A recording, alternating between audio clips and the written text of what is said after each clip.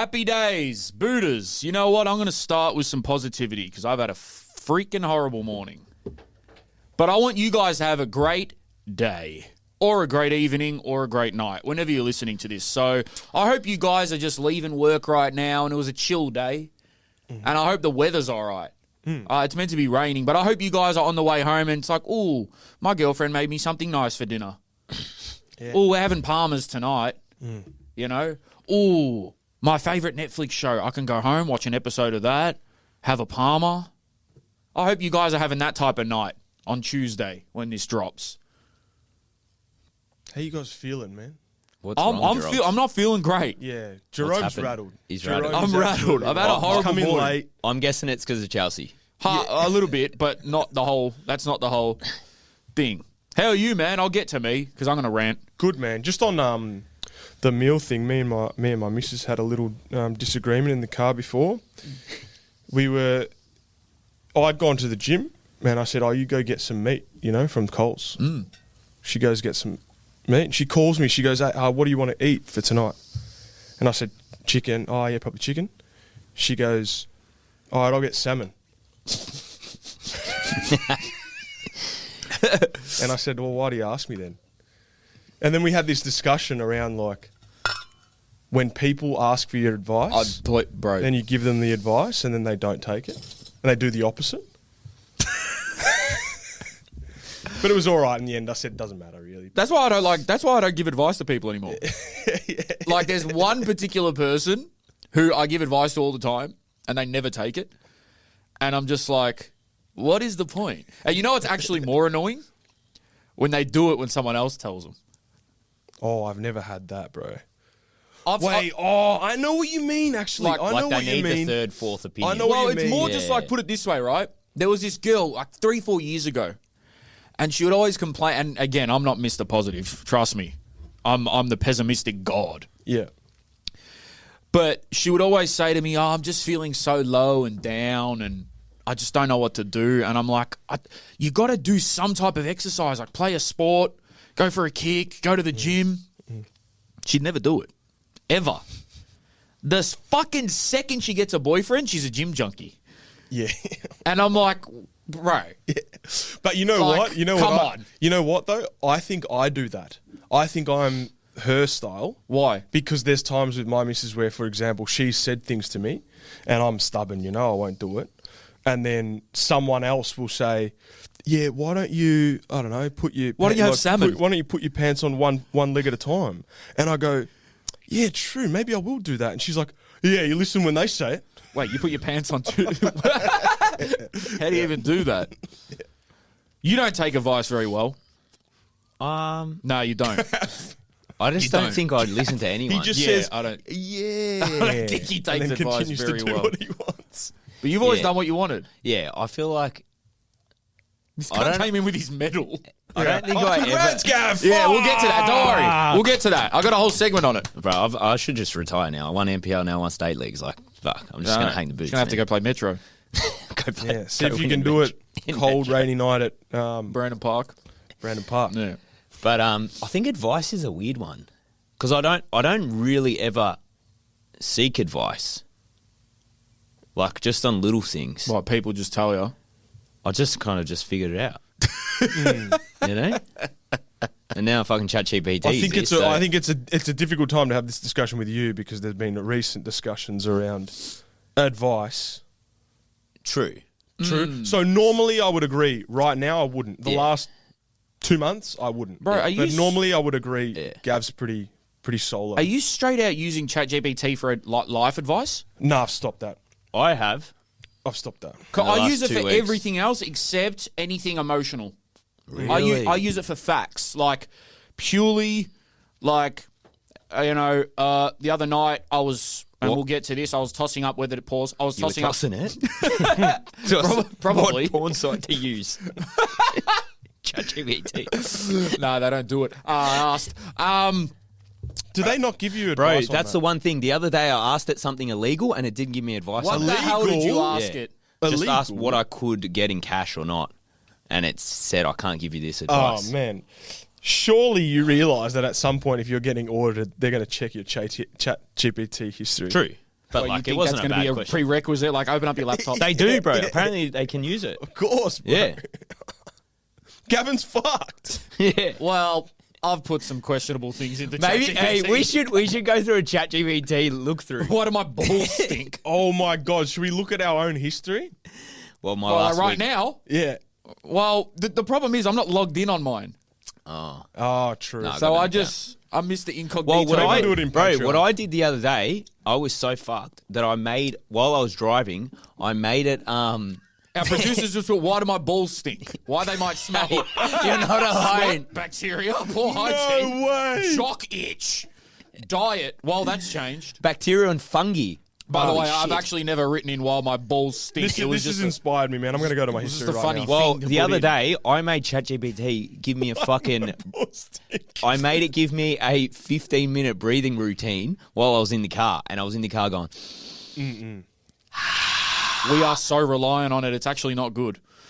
Do you want to know what my last question was? Yep. Is the A-League considered a non-for-profit like AFL and NRL? What were you doing? But anyway, that's was that on a Saturday night? Yeah. But that's another discussion. We'll get to that in a minute. What other shit do you put in? Oh, bro, I put in like here we go. calories. It's helped me big time on Yeah, calories. it's good with stuff. So that like, stuff. I'll take a photo of something if I'm out and I don't know what's in it, and I'm like, just roughly tell me what you reckon this would be. What do you do? What do you do? Like if I go to get like a souvlaki or something, or like a platter, and I don't know the calories in it, I'll take a photo. I'll say to ChatGPT roughly how many by looking at this, how many calories is in it. Yeah.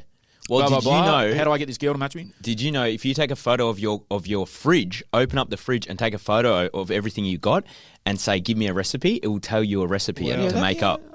Did you know this? No. Did you know you can take a photo of, for example, your bedroom and ask it how to rearrange Yeah, it? yeah, yeah. Feng And it will shui. give you, Yeah. it'll give you, Balinese style, bathroom. Yeah, and it gives you the links where to buy it and everything. Yeah. Yeah, it's pretty mad. Yeah. So my last one was what percentage of the population have an internal monologue? All right.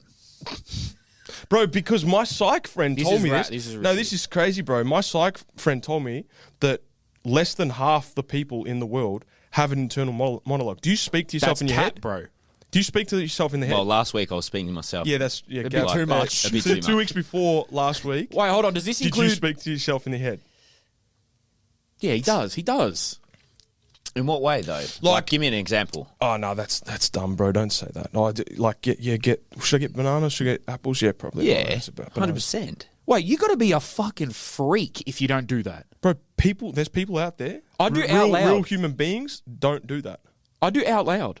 That's another type of. Is that another sickness? That's good though. You know, It's a I different practice symptom. I practice pod segments in my kitchen while no Nah, one's there. that's normal. You're practicing something. That's No, but different. it's just That's more like- just like. But That's you like don't walk working on around script. Coles and go, should I get bananas, apples? How many strawberries, Jerome? Do you ever Do you? just, Yeah, well, nah, but I sort no. do you ever my, just my look in more- the mirror and motivate yourself? Never. Out loud. Yeah. What do you say? Or like smack yourself in the Yeah. face. Like, come on. Yeah. No, I don't do that. I don't do that. what do you say to yourself? I don't know. Just hype myself up. Do you? Yeah. What Out loud. I've never done that, bro. I Really? don't know if I've ever out done that. loud? Hyped myself up Well, in if the I'm by mirror. myself. Yeah. I do affirmations, for example. I'll read off my notes, for example, affirmations before I go to bed, but not Every looking night? in the mirror. Not anymore, but a lot of the time, yeah. I never was big Just on, tell myself I'm like the best I've and had shit. moments of like I've had moments of like when I'm on and off with journaling, but Yeah. I feel like that helps Yeah. even though I'm not good at it. Writing. What do you mean not good at it? Yeah, like Oh, I'm not writing. consistent, you Oh, know what I okay. mean? Oh, yeah. I think it's good for you, but like, there's so many things that are good for you that you only have so many hours in a day. Yeah. You Dude, can't do all of them. this is By what the I mean. time, like, Well, these I've freaking gone morning down- routines are done. It's the I've gone nighttime. down a rabbit like, hole You haven't of- even freaking worked yet. You're still meditating. Yeah, 6 I've gone PM. down a rabbit hole of Andrew Huberman, and I'm trying to learn Yeah. how to sleep properly, Yeah. and it's so hard, man. he's- It freaks he's a me out. dangerous. It's too much, bro. Yeah, he's It's too very much. scientific. That's so why- 3/3 of the pod I don't understand. But then he gives me like one. You don't understand 3/3 of this podcast, let alone Andrew Huberman's. Hugelman. Yeah, I just have it playing. It's like my Shit. music. Just listen to that for 2 hours. Didn't get anything out of that. Wait a minute, let me rewind to the start. That's why I struggle. I speak about this every ep. I struggle to take advice online because there's too much. Like, you actually have to pick for a couple of months what you want to focus on until you get it roughly where you want it, and then you can move to another thing. So for me right now, everything's just about, like, my calories. I don't really give a fuck too much about my sleep. I'm not trying to do, like, crazy routines for stuff. Because, like you said, by the time you tick off, okay, dental hygiene, face hygiene, body hygiene. If your balls stink, hygiene. That. Diet. Male grooming. We haven't even got out of the Mental bathroom health. yet. I haven't even got out of the bathroom, bro. Mental health. Physical health. Like, bro. Plus a job. And we don't even have kids. Imagine we had kids, bro. That's what I said to my mate the other day. I was like, bro, I feel like I don't have enough hours in the day. And I think I told you guys this, that I read this freaking Malcolm X book and it got into my head that he said he used to sleep 3 hours a night. Yeah, no. And so now I'm trying to train myself into sleeping 3 hours a night and then I can't even like see straight. My friend does that. 3 hours a night. I've never... Bro, there's a running that's joke. what I wanted to ask you, actually. Keep There's going. a running joke. Like, and I know we said we were probably going to make it a bit more PG, but if your kids are listening, fast forward a bit. There's a running joke of, like, how all my friends make love, Okay. right? And his is the laptop is on the girl's back and he's doing Excel spreadsheets. Yeah, okay. Like because he's just always working. Bro, Right. everywhere we go, he's got his laptop. I've seen him with his laptop at a club. What, in the club? Yeah, like Bullshit, in Bali, bro. in the beach clubs. Oh, okay. Bali's different. It's still crazy, but it's understandable. Bro, this guy is working 24/7. Yeah. And he watches every Barcelona game. You know who I'm talking about. And he plays football like 5 times a week. And he sleeps about, I don't know. He doesn't sleep. One day he's just going to be going, Bro, can we talk about what the Chelsea coach said the other day about Sterling and that? Go for it. I thought that was interesting. What did he say? Or do you want me to remind you? Well, you're probably going to write it better. But basically he said that, who is it? Is it Sterling and Disasi? That they're training on their own? Yeah. Or separately to the group. And the interviewer basically goes, isn't that a bit too harsh on them? And he goes, my father worked from 2 a.m. to 10 a.m. as a fisherman. I saw that. All the way Isn't that until just a 75 normal years. like night duty? Isn't that just a normal It's an fisherman? 8-hour day, bro. But like... What? And then he slept through the day. Like, what? I heard that and I thought, isn't that a normal schedule? We're here now. We'll talk about it. We'll get back to balls, smells, and ChatGPT. But And I'm sick of people just regurgitating other people's quotes. How many times have fucking footballers or coaches said, "Oh, there's no pressure in football. Fucking pressure is putting table on the food." table on the food. Yeah, that is fucking hard too. To put the table on top of the food would be even harder to put food on the table. That shit would be hard as fuck. I'd need a bowl on each leg. I don't even think any of us slept last night. And shout out Superwog, man. That's a Superwog reference if you is didn't it? know. Trying to put table on the food. Oh, that's you don't remember that? bro? You don't remember This that? was fat I pizza. thought you just fucked it up. Bro, it's so funny how we tell Fucking how we just said like the kids need to skip this moment, and then I grew up watching Fat Pizza when I was like 8. 8, try Oh, 4. bro, this is fuck. We've got so many. Jerome walked in here today going, not too much has really happened, and I feel like now I've got about 30 different topics. Can you that I please could talk remember them? about. Yeah. Please, or note them down or some shit, because we'll forget them. But just on the Chelsea thing. On Maresca, right? Yeah. So he basically said, "My dad's a fisherman. He's 75 years old. He works from 2 to 10. That's a hard life." This is probably the most on the fence I've ever been on one topic. Because one day I think, you know what? Fuck footballers. They live the best life. Sterling's on $350,000 a week to do nothing. To wake up and go train. And no pressure of games, nothing. He's on 350 bags a week. Fuck. Right? But then on the other side, I'm like, I don't care how much money you're on. Pressure is pressure. And if you got the whole world saying shit about you, like no matter how mentally tough you are, it's going to affect you in some way, shape or form. And you can turn around and say for any other job, what if, okay, then yeah, fine. But what if you're a doctor and they just made you, actually, no, that'd be pretty good. You're a doctor, you just went to work.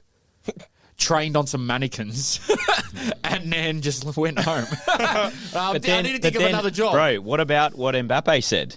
What do you say? How he was like, man, I'll never let my kid be a footballer. For what reason? Because of everything behind the scenes that goes on. Oh, and he's yeah. like, I'm obviously talented and gifted, and like football's given me a lot, My but kid sucks. anything behind that, I would never do it again. Yeah, it's his quote was, I just don't think you need to make that quote. Was he like kind of deflecting away from addressing the issue? No, he was more so saying like, okay, everyone's talking about the bomb squad, where Yeah. it's literally two players that got their own dressing room, Yeah. And people kept asking him about it, and he's like, "Do you want me to tell you what a hard life is? A hard life is when you have to go be a fisherman." But my point is, did he say that because he doesn't want to talk more about that Probably. situation, basically? Probably. And it kind of gives him the upper hand. Here we go. As a coach, what you know? hours do fishermen work? The commercial fisherman usually works about 12 to 24 hours at a time, sometimes multiple days or weeks at sea. Now, he'd be an inshore fisherman. He wouldn't be on the deep sea. He's 75 years old. To be fair, I grew up fishing with my old man. It's a pretty good life. There it says, usually start very early, 2 a.m., and finish by midday. Not that And bad. it's like, and it's also just such an empty statement because fucking who knows what he does? Like maybe he loves doing that. Maybe he just and hasn't- he has no stress whatsoever. It's just like, and then there's no two fishermen that would live the same life. They might do the same hours, but they have other stresses and other pressures because they've got a different home life. It's a completely empty statement. So But- you don't like when coaches say that, or people say that, oh, you're on $300,000 a week. There's people in the army. Oh, Like, you I know, when don't this know, whole bro. about footballers' life being hard. I don't like when anyone really complains about their own life being hard.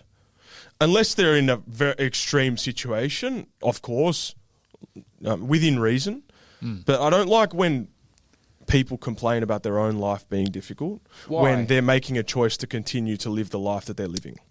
Oh, You know that's I what mean? gets you. Like if they're not if they're not free to make their own choices, that's completely different, you know? But North Korea. yeah, exactly. But if you're choosing to be a footballer and then you're complaining about being a footballer, stop being a footballer or move clubs or make a decision.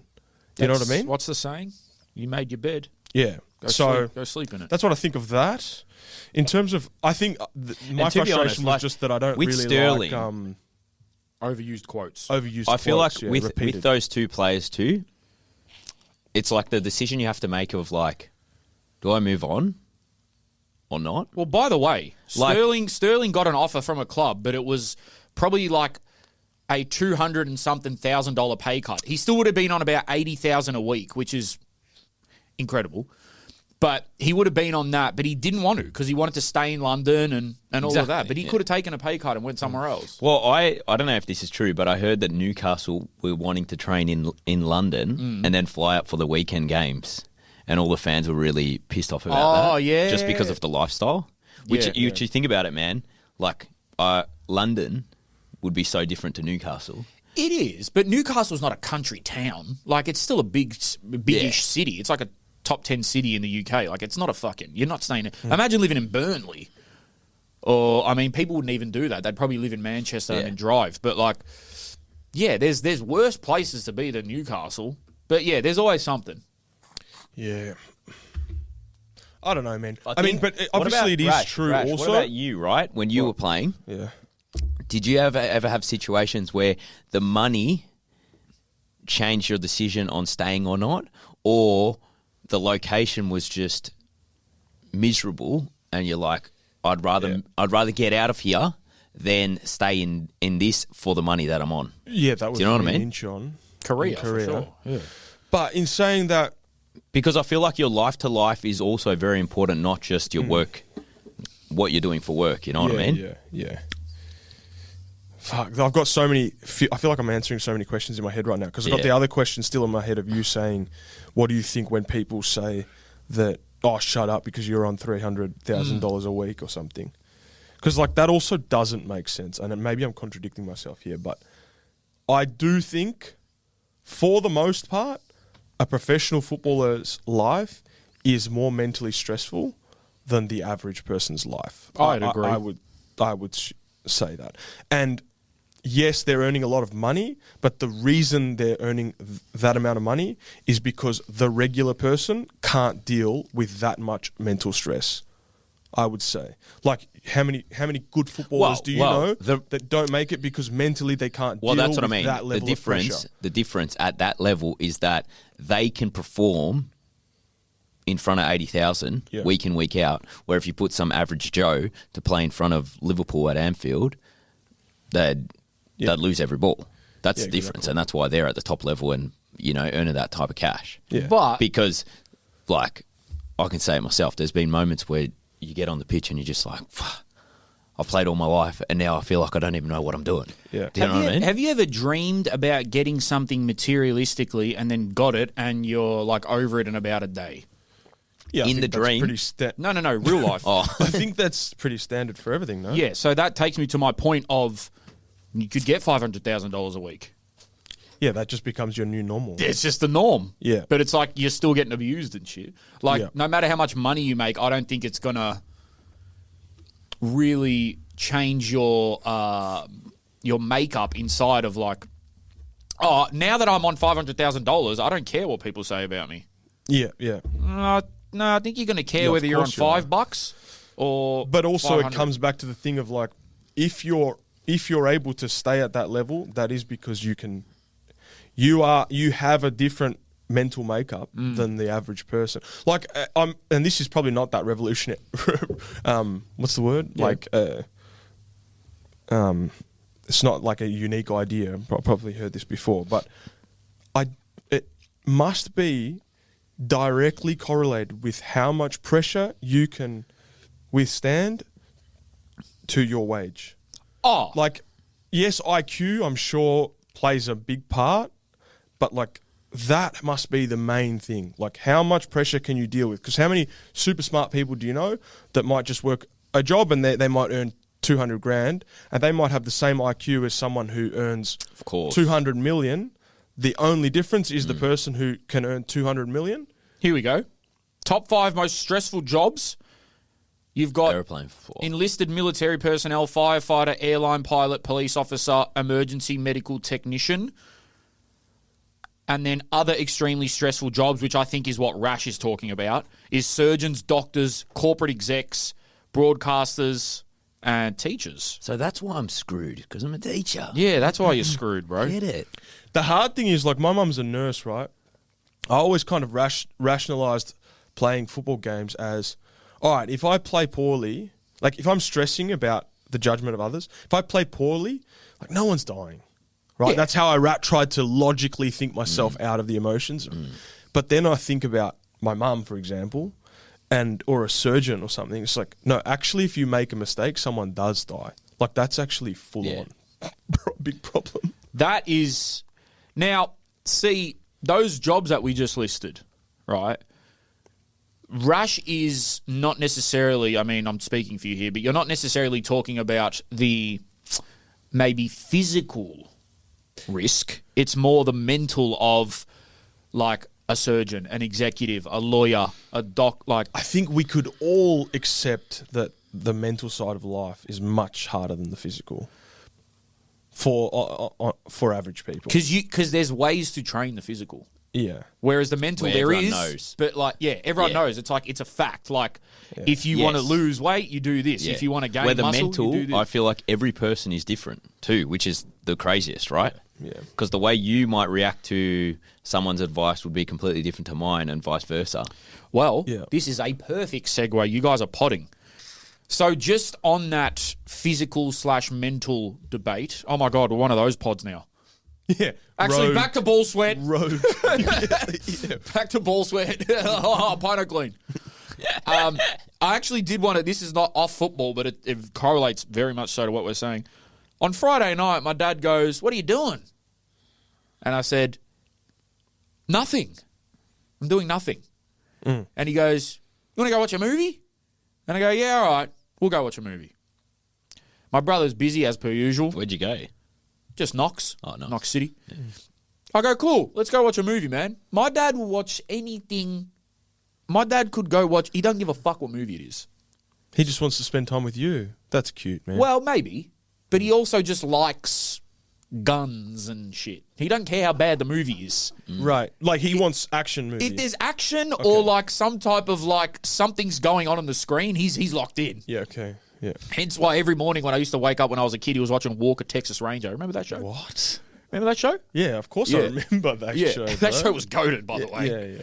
But that was the worst acting ever. It was Yeah, just yeah. like Chuck Norris just doing karate. Yeah, yeah. For the kids, go watch that. Or go ask your dad. I wonder if Chuck Norris quotes are still around. Bro, we are old because we used to laugh at Chuck Norris memes. I don't know who he is. Gavin doesn't know who Chuck Norris is. He's the best white fighter of all time. No? You don't know who he is? No? Look, What? Gav. Hey, bro, this is special, man. We got the Oh, screen popping up. Yeah, this is- like, That's crazy. I feel like Rogan. That's Chuck Norris, bro. yeah, I've never watched him though. So he's never been in anything of note except The Expendables 2 and Walker, Texas Ranger. Boy, look how white those teeth are. man. Bad. Yeah, just whiter than his skin. This is like the best white fighter of all time. Really? Yeah, look at him, bro. You want to fuck with him? He's got two Have you not heard the Chuck Norris jokes? No. Like, I can't even think of any off the top of my Don't head. worry, we got to mate, Yeah, this is awesome. This is amazing. 101 Chuck Norris jokes to make you laugh. What's the first one? So Chuck Norris doesn't read books. He stares them down until he gets the information he wants. If you spell Chuck Norris in Scrabble, you win forever.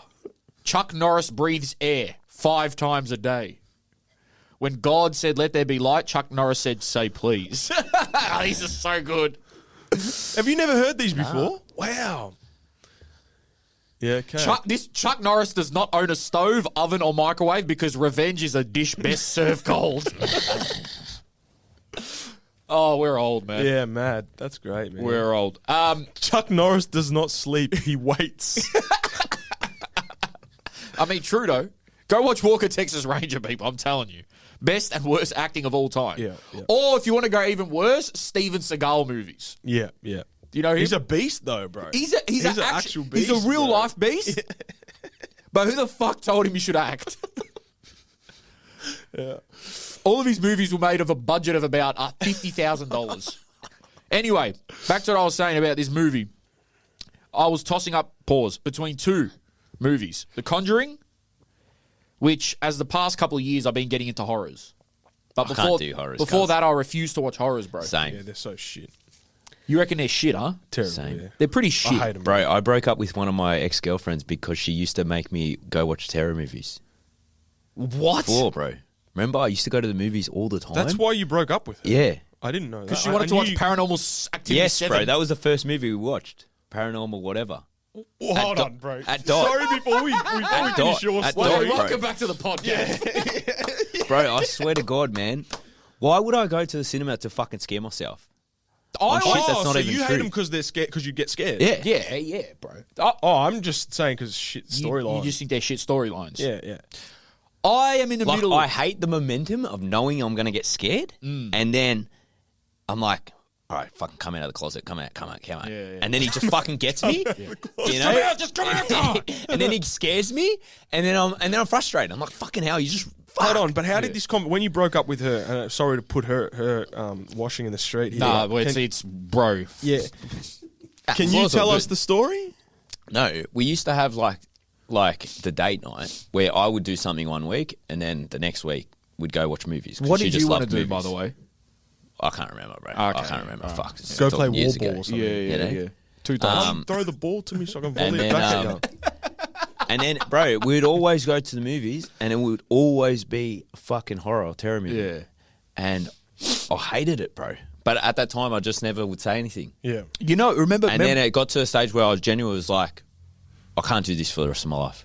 Like, I fucking hate this. Yeah. I'm wasting 2-3 hours of But also, did she? She must have not been that When you, special. and when you started saying like I can't do this anymore because of the horror movies, did she not go? No, I never said that. I just broke up. I was just like, I'm done.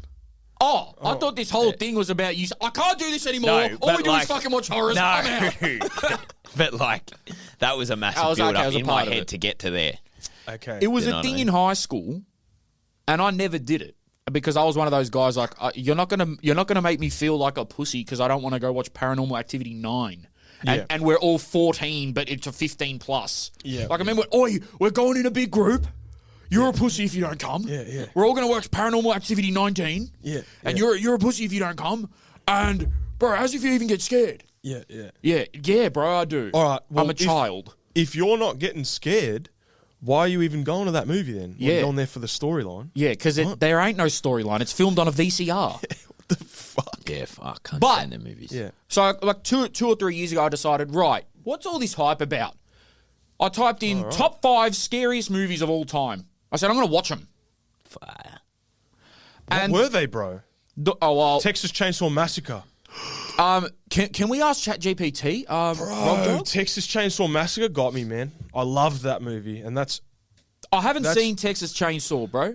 Okay. These are okay, Hereditary is one that I watched, right? Apparently it's the scariest movie ever, Hereditary. There's the Texas Chainsaw Massacre. Get Yes, Out. got in. There's no way Get Out's number 4. I don't really, me personally, I don't really like, Horrors. no, like devil, not like demon type stuff. I Yeah. don't really like that stuff. So, just Because on I that, currently don't believe in them, and I don't want to convince myself that I do. bro, neither do I. They're gonna get out of this and that. Yeah, oh no, let's not have religion talk. But I don't, Can you touch wood for that? yeah, bro, Does that work? I'll touch my own wood. What? Satan. Touch wood. Yeah, okay. Side note, I don't care. It's our pod. Go listen to another pod. No, don't, please, stay. There is one girl out there that you know, that you probably know as well. Oh, shit. No, like from me. Okay. That one time I did on the phone scream, Satan! And she didn't speak to me for 2 days. Yeah, that's. I feel like that's Voldemort. Like, don't say that word for some reason. But you don't believe in them. I know, but I don't want to. I don't want to talk too much about it because then Just I'm in going to case it start comes on. believing it. Yeah, facts. All right. And I think I'm in a privileged position to not believe in it. 'cause Yeah, I okay, know that's all some cool. people struggle with that. That's all cool. Yeah, and if you do, guys, please, it's everyone's own opinion. Just personally, I don't. But another movie they have here is Midsummer, which has the weirdest scene I've ever seen in a movie. Right. And I'm going to ruin it for everyone. In this Swedish village, if you are over the age of 75, you have to kill yourself. Really? In front of everyone. In front That's of the everyone. storyline. Well, that's not the storyline, but Why? that's Because you're. That's a why? true story. because, like, you know, if you can What, you're a burden on society. or some something? shit like that. Anyway, I watched Midsummer. I watched Hereditary. I watched The Conjuring. I watched another one, Barbarian, which was crazy. And I was like, you know what? I mean, I get it, but the storylines aren't. Do they all sort of have the same build-up? A lot of it, bro. A lot of it's the same. But this, like, so going back to this Friday night, it was either the new Conjuring or this movie called The Long Walk. Mm-hmm. And I was like, put up an Instagram story, blah, blah, blah. I said, you know what, bro? Fuck The Conjuring. Mm-hmm. All right, it's just going to be another exorcism, wahaha. Mm-hmm. So I was like, let's go watch The Long Walk. Bro, this movie is one of the most odd movies I've ever seen. The whole movie, I won't ruin it for people, but the whole movie, it's just about people walking. The long Yeah, right. walk. Can right? you? I'll is there elaborate. any more to the story there? Yeah, no, that's it. Right. It's just people walking for 2 hours. Right. No, but seriously, it's America's in like a financial crisis. It's like in the 50s or 60s or something. And they are giving a prize to a young man, and it's literally called The Long Walk. And the whole aim of the game is whoever can walk the longest without stopping under a certain speed limit wins. That's it. And if you stop walking under that speed limit, you get shot. Oh. I So forgot it's that- a I forgot- horror. Is it a horror? Or something? It's not a horror, bro. It's only the killings that are like weird. But the rest of it, it's like a coming of age type, like brotherhood story. That sounds so shit. It was really shit, but really good. What does that mean? Because I was looking at it thinking, oh my God, they're walking this whole fucking movie. But then I was like, nah, I get the messaging. Tackles what it means for young people to volunteer for organised barbarianism out of desperate need, as well as the consumption of their destruction as entertainment. And I was like, this is the world we live in. Sorry, bro. I'm slightly an idiot. What does that mean? It centres on a critique. I'm reading here. This is not my own words. Centres on a critique of a totalitarian government that uses false hope and manipulation to control its citizens through their through competition. And I was like, bro, that's the world we live in. Is it? Everything's a rat race, bro. Yeah. Everything's a rat race. It's like, yeah, like work yourself into the ground. You'll have the life that you've always wanted. Yeah. That's how I took it. Anyway, pause. Okay. But yeah, I thought it was. What did your dad think? I don't think he knew what was going on, man. That's mad, bro. I think he was just He's like the best guy, man. fucking bastard. He was killing him. We got to do a new petition. He just wasn't up to speed. Bang. YouTube comments. Oh, you want my dad on the Jerome's pod? dad Yeah, my dad's a pilot. to get him on the pod next. My dad's a pilot. What does that mean? Well, he flies planes. So he's one of the most dangerous. Bro, yeah. No, Yeah. not passenger Yeah. planes. Yeah, Oh, yeah. yeah, toy planes. Oh. But he's still a pilot. The fuck? Respect on my dad's name. Bro, hey, Buddhas, man, you do not understand how funny Jerome's dad is, bro. Fuck. Unintentionally. This guy, man. Unintentionally. What a nice guy, though. He's as a well, very man. nice guy. Oh my god. Yeah, he is. Great guy. But anyway, I saw that. I just wanted to bring that up because it had maybe something to do with the whole pressure conversation we're having. I guess we should talk about some football. Can I just ask one last question just on horror movies, right? Oh, yeah. Have you ever seen a horror movie This should have been the Patreon. where it's like the decisions that the individuals in the movie are making Oh, so you mean are every rational? You mean every horror? Yeah, I'm asking you, have you ever seen a horror that's been made that like No. there's no the main person is not making stupid decisions. Never. Like, the door's open, like walk out of the door. Bro? There's a devil in your bed, like just go to Change the bed sheets. Go IKEA, get a new bed. I think that's what I hate about movies because they get so obvious. yeah, Like particularly it gets to, horrors. Yeah, it gets right? to the stage where you're like, he should do that, but he's not going to shoot him. And then there's going to be another storyline, and eventually they'll fucking get him. That's why you got to watch wrestling. Do you know what I mean? Yeah. Me and my friend, when we were younger, we had this running joke that we're going to make a movie one day where the main character makes the right decision every single time. And everything goes his way because he just makes the right decision. Is there any conflict? Conflict? Is there any problem? No. And natural. So it's just all good. Yeah, like he just does the... It's just like... that's the new long walk, bro. Well, it's just a nice maybe movie. there Just is- walk success for an hour. story. Maybe there is conflict that keeps popping up, but the guy just makes the right decision yeah. every time. Yeah.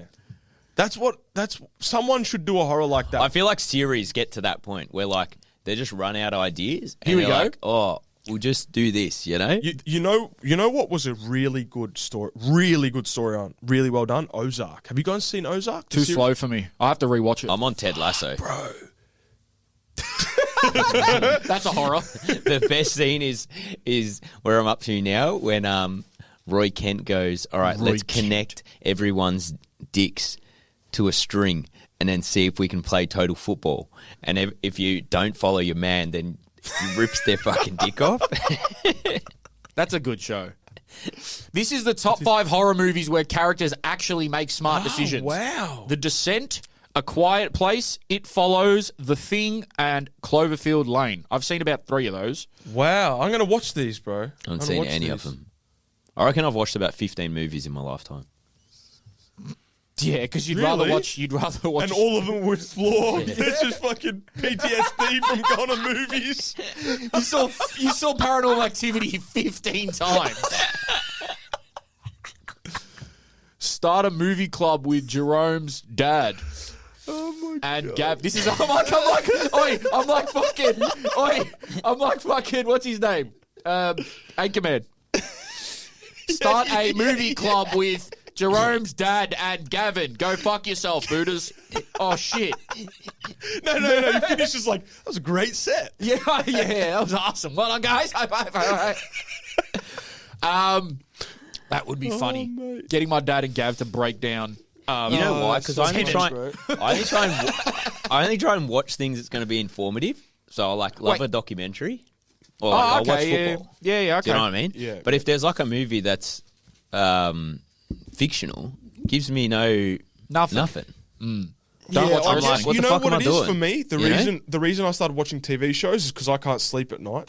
And if the last few things that I do before I go to bed is informative, then I can't stop thinking. Whereas if I watch Ozark, I get absorbed into that and this fictional world, and then I can just go to sleep. That's the only reason I watch stuff now. That's Movies like me. probably the same thing. Because, like, I, especially when I used to go down, like, scary rabbit holes, I used to just fuck myself. Oh, real scary things. In Like, what way? Like you bro, keep going? I will never forget the few nights I'll where- have dreams, bro, if I watch scary shit. you have dreams, Yeah. but I will never forget the few nights on my iPod Touch where I would research black metal. What's that? It's like death metal, Right. the genre of music, but way worse. Oh, we spoke to Simon Hill about this, didn't we? Yes, briefly. Yeah. And then I'd go on a rabbit hole of like the bands and the stuff they've done, and I'm just like, oh, why am I doing this at 2 a.m.? Yeah, yeah. As There a was that 15-year-old. guy. There was that guy, English guy. He had a big following, and he said that he was going to publicly unalive off himself. Who? Oh, what's his name, bro? I think I know what you're I talking watched about the documentary too. Yeah, on yeah, this. So crazy, bro. Was he the guy that used to pee and poo on people in the crowd? Yes, yes. Oh, what's his name? Metal artist who pooed on people. Oh, bro, what's his name, dude? Metal artist who urinated on people. Nah, it's not neither of them. I know. Female. Two females. It's interesting. I Me think- and my friend used to piss ourselves at this guy. Oh, Gigi Allen. Yeah, bro. Yeah. Gigi Allen. That's the one. Yeah, he's not all there. Guys, do Yeah. not, Yeah, do not go yeah. search Gigi Allen. Anyway, Gavin is the champion of Victoria for State 1. Well done, I Gav. haven't taken this off yet. Congratulations. So, man. before we get to Malvern, After ripping my groin off at Brandon Park. yeah, remember that. Now, yesterday was the Victorian State League finals. So, State 5 to State 1, the top teams from the Northwest and the Southeast battled it out to see basically who was the best State League team in each division. At the start of the day, I said, today we're really going to find out a question that we get asked a lot. Who has better ballers, Southeast or Northwest? I feel like from State 5 to State 1, it's the biggest spectrum of abilities, and you're going to see who has the best. First game we watch, cracker. St Kilda Celts, who have the funniest fan base ever, by the way. They chanted the whole Is that game. Irish? Irish. Yeah. Versus Laylaw United Slogger. Laylaw were too good. Once I see a Japanese midfielder with Mizunos, the game's over. That's true, I'm bro. sorry. Nah, I don't rate him. I had 2 against me last night. I started smashing them. Yeah, but it's because you got Mizunos. No. You know why? I had this conversation actually with my housemate. Ming. No, we Housemate? got a housemate now. Oh, Brazilian congrats. housemate. Congrats. Or not. He actually Ming. plays. He plays for, I think it's Westgate. He's a really good player, actually. But the way they play is the exactly same way as their culture. Once it gets hard, they're done, bro. Do you? Maybe. They're done, bro. But Once you start getting stuck into them and giving them a bit of shit, ciao. They disappear. You're so South American. what do you mean about the culture? Because they're too respectful. Yeah, Oh, like And they I don't get know ya. how I to... get ya. Yeah. When it gets Break time the gets rules. tough, ciao. Yeah, like, do you reckon there's any get shit ya. talkers in Japan on the pitch? No Probably not. way. Well, actually, I'm not going to generalize. There probably is. There's people like that everywhere. But Bro, compared to a I South played with America- one at Avondale. His name was Tomoki. Baller. Played in the J-League, whatever. Bro, wouldn't get out of first gear. And we were looking at him like, man, you're a baller. You can do everything with the ball. But, man, start putting some energy into But it. it probably actually is You know? the complete opposite end of the spectrum. Japan and Argentina, No, in a football literally. sense, complete opposite ends of the spectrum. But I feel like, It's like here in Australia... Argentina is the biggest cheaters, yeah. Yeah. and like Yeah. the The dirtiest proud players. of the cheating. Yep. The other way is The other way is, Japanese. I will clean that's up what I mean, your like- change room for you. Like, have we had a real successful Japanese player in the A-League that's torn the league apart? yes, Shinji Shinji Ono. Okay, one out of how many of they come? But normally, the best ones And do what's he? have that element Bro, where the they're... best ones are in the fucking Prem and shit. Yeah. Of But course. the best ones do have that element what I'm where they're saying a for- bit more... They're able to think outside the box. Yeah. That's what sets them apart. Because there's a lot of I'm Japanese talking players that now- are technically very sound. But I know, of course, Yeah, I agree with yeah, you. yeah. But in Australian football, A-League, NPL, and state leagues, like they're not coming. They're not. Joey Guess won fucking Player of the Year. Do you know what I mean? Man, there's still some good players there. There is. I'm not saying they're not. Good, I don't know enough about But I'm not the ones showing in like these leagues. they're not winning leagues. Fair enough. But do you Like not if you're think that they're if you're a good visa part- player coming here, and you're coming from Japan, and you're probably on good dollar, like you got to But be do doing. you not think, like, let's say if you're going to build an NPL team, I'd have one in there. Of course I would. I'd have one in there. I wouldn't. Yeah, you would, Gavin. I wouldn't. I You wouldn't have a would. Japanese player with me. No, That is a crazy. Really? that I is wouldn't, a bro. Crazy statement. nothing against them, but And they're just you're- not my you're purely your not my reason- style of player. If I'm a Alright. coach, But you can't. But don't you think? I'm going to just push back a bit. All right.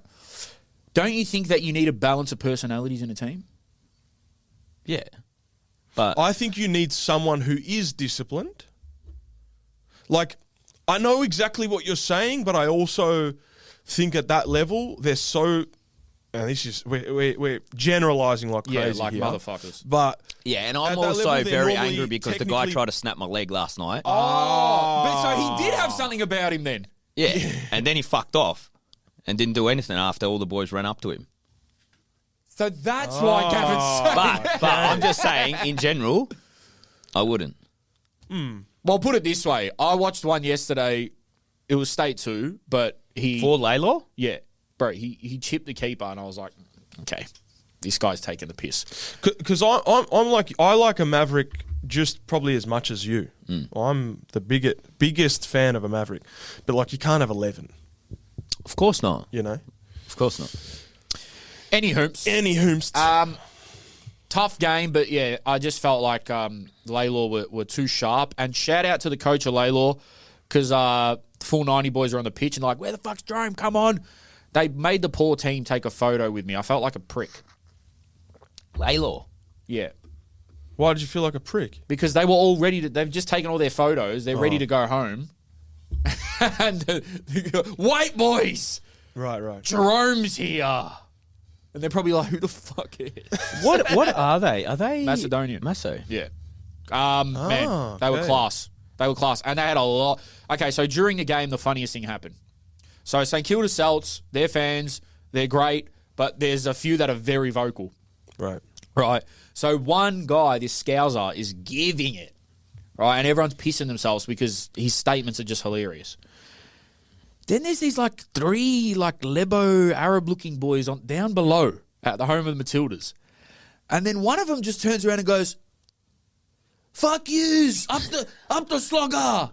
And then the Scouser guy goes something like, shut up, you twat, or something like that. And then he goes, hey, you're a fucking Scouser, stick it up your ass.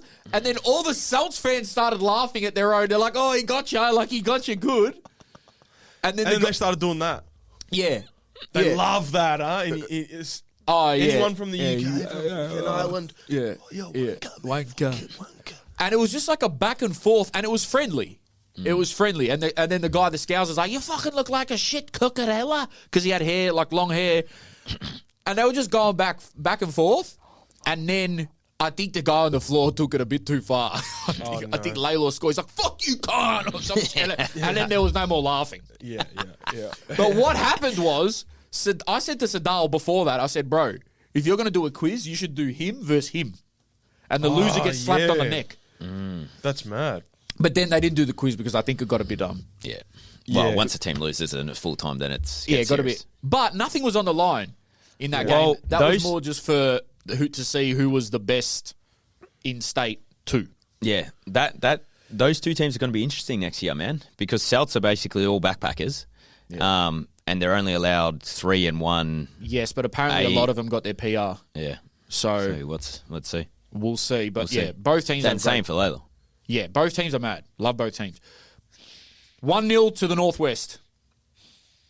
Then the other game on the other pitch, which I wasn't watching too much of, was State 5, and that was Newport versus East Bentley. Newport win 2-0 to the Northwest.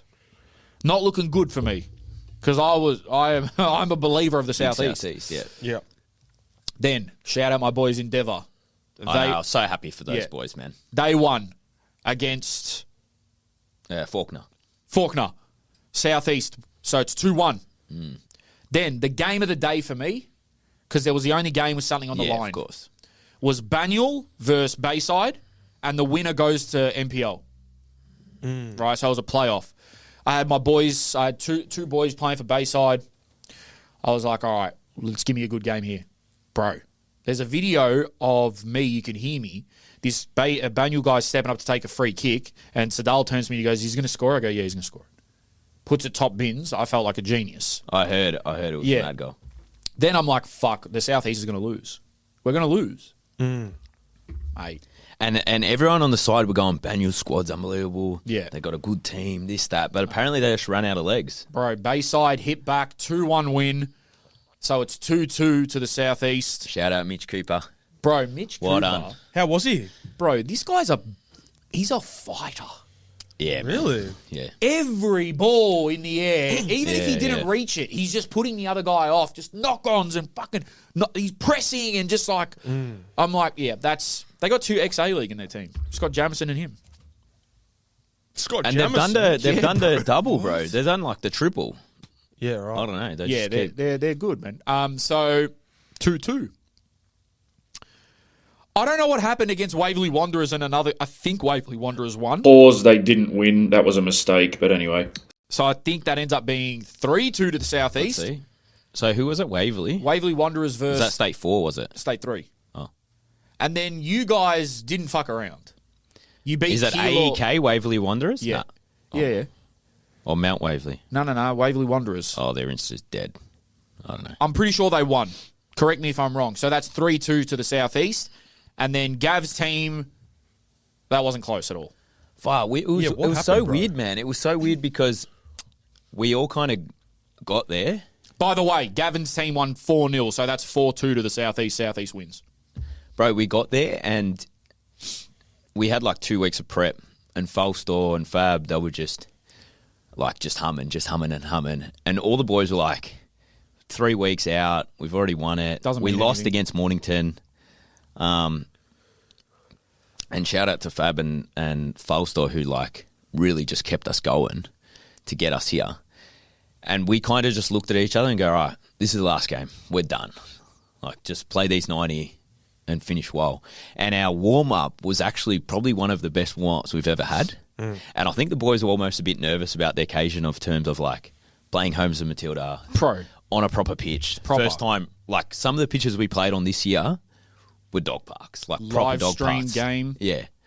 And we were all so pumped up. And then when we walked out, we were kind of like, oh, it's actually not that bad, you know, compared to the Bayside versus. A lot of people left. What do you Yeah. mean not that bad? Like, it wasn't as packed as what it was with all the games going around. Oh, okay. And we kind of all looked at each other and just like, all right, let's just take this as like a training.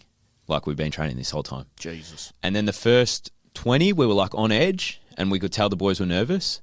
And then we had that situation where like, I tackle the Japanese boy and he goes to snap my ankle.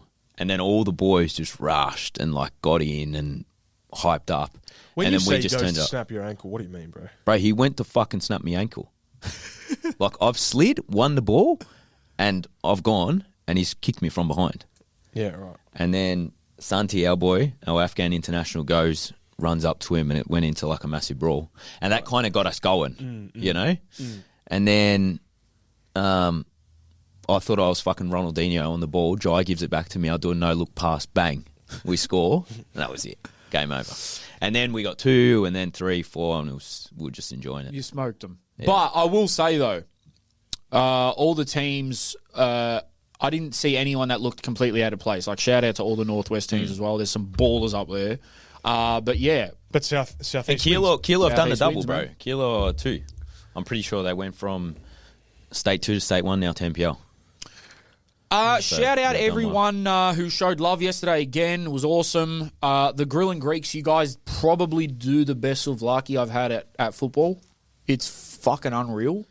You know the ones at Home of the Tildas there on the side? Oh, we went to that open one. one? Yeah. The open one. That was brilliant. Yeah, bro. very good. It Yeah, was very good. Oh my God, it was perfect yesterday. Bro. I didn't eat breakfast because I knew I was going to. And what I was going to say is, like, even for Football Victoria, as of last week, what they did, Good week. bro, they have to do that. They have to do that. And even I was thinking during the year, they should do like a mid-year next year, like what they did the Unite round, but do it all at Lakeside and do like the Classicals or like MPL 3, 2 and 1 and play like the biggest games there. Because like even for me, right? No, I disagree. Why? I disagree. If I'm I would much rather play on Lakeside than play at fucking Port Melbourne. Yeah, but like again, if it's a big game, you want the home. They want the money from the home canteen, the tickets. Trust. What they should do is they should have like a state league cup. Do they have that? Where it's like state 5 to state 1, state league cup. It's like another cup you guys play. Just for a chance for some more silverware. I don't know. Can I ask you guys, is it free for children to get in? Like, for example, at the Under NPL 12s. final? Was Yeah. it free? Under 12s it is. It was $10 for adults yesterday. wonder what but I they didn't could pay. do. Bro, Man, NPL was for, 30. Yeah. I wonder what they could do because, for example, so I went to the NPL finals at Lakeside that afternoon, and in the morning I had a session with our soccer academy, and I was telling our parents to go there because I was like, for the kids, like these guys are 6, 7, 8 years old, but it's good for them to see, and they'll start to get a bit of buzz for Australian football, you know.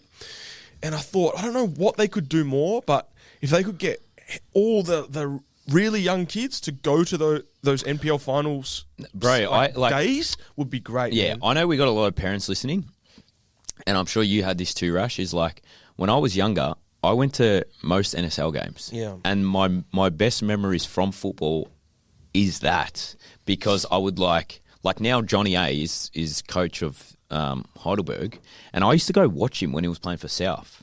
Do you know what I mean?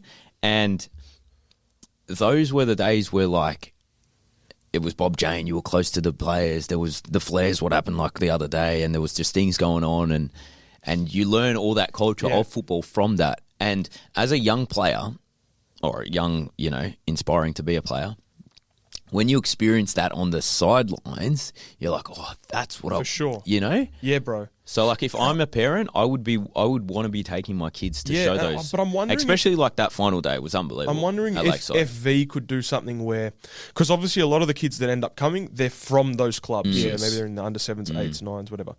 But I'm wondering if they could. There's a lot of kids out there that aren't in clubs; they're only in academies. Could FV do something where they sign a budget to give, I don't know, a flyer and tickets to the families and kids from soccer academies, not just the clubs? Because there's also a lot of so many juniors, kids. there's also a lot of juniors, say for Malvern, that don't actually go to the games. Do you know what I mean? Yeah. Or like don't That's follow sort of the on senior the club. I would say senior that's sort of on the football, club to get those kids to come to the games. But yeah, there's got to be more to get the kids to come because, like you said, bro, Or- me and Jake going to fucking Oakley Cannons every Friday, bro. Getting us lucky, seeing like the rowdiness, seeing the goals go in, your parents being there with you, like it's the best, man. And that drives so much of the love of the game. I will say this. But my junior club, again, they would have been state 5 seniors, maybe even Metro. Fuck. But I remember once my parents sort of the club said, "Oi, stay. Everyone in the club stay because the seniors are playing." Yeah. And I remember thinking like, "Ooh, fuck! Like these are the senior footballers at our club." Like, oh wow! And that was low leagues. But if you, I'm assuming like the Heidelbergs and all that, they have their juniors there. You see them running around and all that. But even for your state 2-1, MPL 2-1, I think it should be an initiative of not only just your own juniors, boys and girls, there, but if you could reach out, for instance, an academy, you say we'll give you either a discount code or we'll give you, all you got to do is just say you're a part of this academy. Send it out to your database so that they come and stuff. But the attendance yesterday was very good. Yeah, man. Yeah. That's why I'm glad they did it, because it was just such a good way to show all the state leagues, get everyone out. From 5 even, man. They went to 5 to 1, which is amazing. Can I ask you what, from now you've spent a year in State 1, what is the experience, or how would you compare NPL to State 1? The transitions, bro. 100%. The transitions in NPL were so much faster. In terms of lose the ball, bang, you got to get back. Where state leagues, I could kind of it'd break down a lot more times than expected. Do you know what I mean? As in counterattacks, for example? Yeah. So there would be times where genuine, I'd just walk back into position. Yeah. Where in NPL, I was just having to track back. Okay, now get forward. Bang. I got a question for you. Do you ignore people that yell out shit to you, or are you deaf? I just don't think I hear it.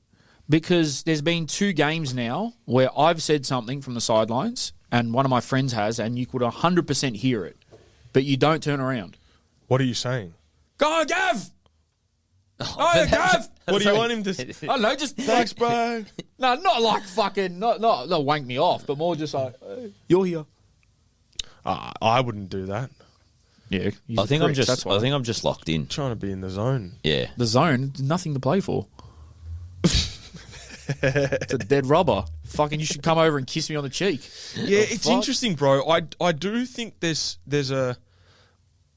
something about that transition thing where it is a massive difference when you change levels. Yeah, bro. Of how, I guess, how dangerous it is to lose the ball. Yeah. Yeah. That's the biggest thing I've noticed. If you lose the ball noticed. and then they're counterattacking and you're like, as you go up the levels, it's like, oh no, they're probably going to score now. Yeah. You lose the ball in the midfield, they're probably going to score. Yeah. Yeah. So that definitely, that's the biggest thing I noticed. And that I know I've gone from NPL to state league, so I've dropped 4 levels. Yeah. And genuine, this season, there was times where I would just walk back into position. That's mad. That's how it should be.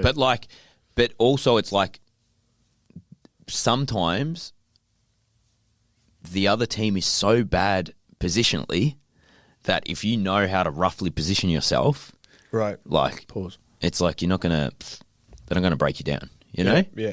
Especially as a midfielder, it's pretty simple if you know how to position yourself. It was, man. It was a good day. I think at one point for the Banyule and Bayside game, the whole stand was filled. There pretty much wasn't a seat in the stand. I can't believe Banyule's bottled it, bro. Bayside, man. They happy caught for your Bayside. ass. They're right there with you. Nah, that's good for us, man. They're the other Greek team. NPL is going to be interesting next year. It's going to be very interesting, man, because a lot of teams are doing the double. Yep. Who did it this year? I don't know. I just said yep. I actually don't even know. What do you mean doing the double? What does that mean? So going from state leagues to NPL 3 to NPL 2. Oh, Yeah. Okay. Wait, double? What do you mean double? Double promotion. Yeah. Back to back, you mean? Back to back. Yeah. Yeah, it'll be good, man. I can't Eagles wait. just missed out because they were state league, then NPL, and then thing. So State league football is that's the funniest for me. It's The funniest. it's because you can still get good players, but then also the most random shit happens and there's more punch-ons. There's so much more punch-ons. Yeah, it's hilarious. Apparently Sandy have a new coach. Have you heard? Yep. really, I know who it is. Yeah, so do I. what's happening? Right. Have they just overinvested and now gone to shit big or new what? coach coming into Sandringham Soccer Club. Would be scared to play there. Yep. Can we announce or not? Nah. Do I know? I don't him? think we can I announce. don't think we can at the moment. Yeah, I don't think we got clearance. Yeah. Yeah. But you'll find out So soon. Sandy was supposed to get promoted, but nearly got relegated. Pretty much. Yeah. Yeah, pretty much. They spent all their money on over 30-year-old ballers. Yeah. Fucking hell. The They team has spent no all their pace. money on Jake. Yeah. Nah, Jake, yeah, it was more the others that they spent money on. But anyway. Yeah. So yesterday was awesome. What else happened? Had some good chats with people. It was good, man. One of the guys from Bayside, he was crying his eyes out. He was so Really? happy. Well, we had... And then he just came up to me and he goes, my son watches you in Serbia. Wow. I said, oh, mad. Congrats, bro. I was happy for my friend as well. He gets to play NPL now. What has this season done for your enjoyment of the league? enjoyment of football in general. Oh, it was good just to play fucking consistently. You did say on your Instagram story that if Brunswick win, you're signing there. I was, man. I was going to go. I was locked in hard. Wow. Just Wow, because... I'd be fuming if I was Malvern. What a dog. Genuine. I was like, if they do it, I'll go one more time. It's because your mate plays there. Yeah, I've got so many mates there. Yeah. Like all the boys that went to Fiji. Um, And, That vlog was so funny, man. really? It was good, yeah. It's good. Well done, Gav. Jake went to the Asian Champions League, but apparently there was only like 1,000 people there. There was more. There was more people yesterday. Yeah, and I know they're going to say we're bashing the A-League again, but I don't think it's on the A-League. I think it's more on you're having a... I actually didn't even know it was on. Bro, they're versing a team with Tolgay Arslan. Like, they're versing a good team. Yeah. But you have a game of 5:45 on a Tuesday night and tickets are like $60.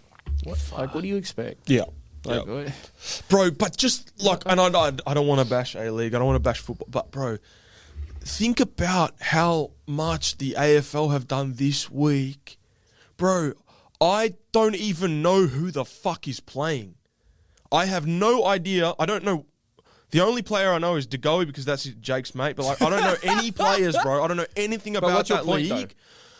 I have seen so many flags this week. Bro, the schools are doing things. It's on the TV. I've turned my car on. It's on the radio. Bro, I look at my phone. There's fucking AFL on my phone. Why is that even in my algorithm?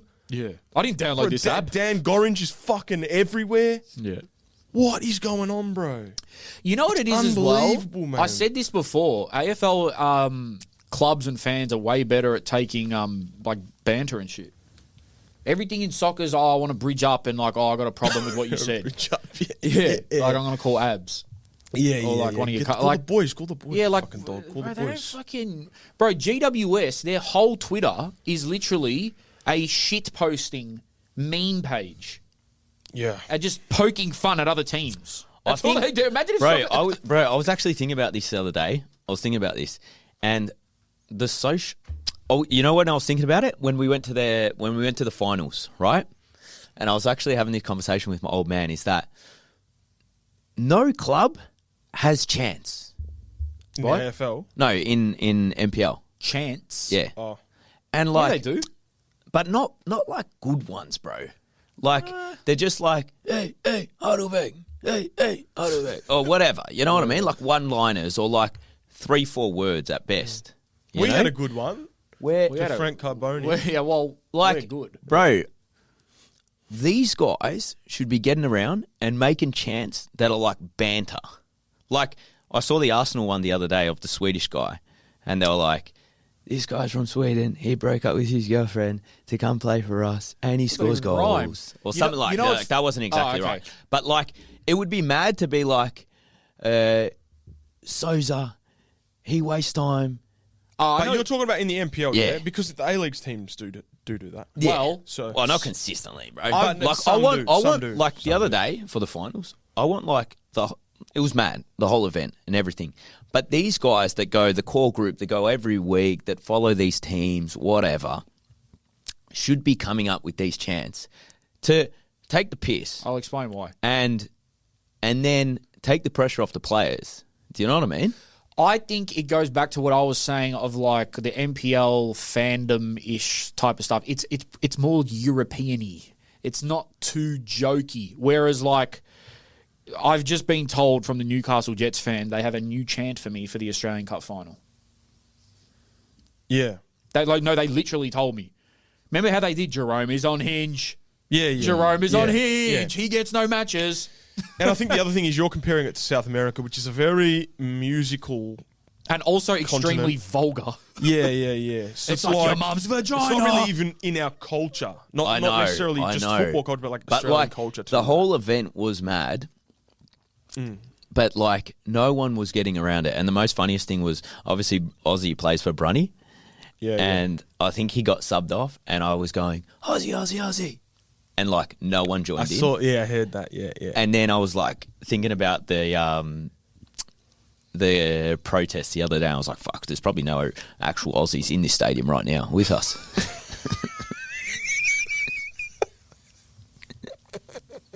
But they didn't know I was chanting for him. Yeah. Yeah, Italy. Yeah, Greece. Maybe, Gav. Maybe they thought you're at the march. They're like, chill, bro. Back on the AFL thing. Bro, how they have this school day. Last day of term, everyone comes. How do they get all the schools to do that, bro? Yeah.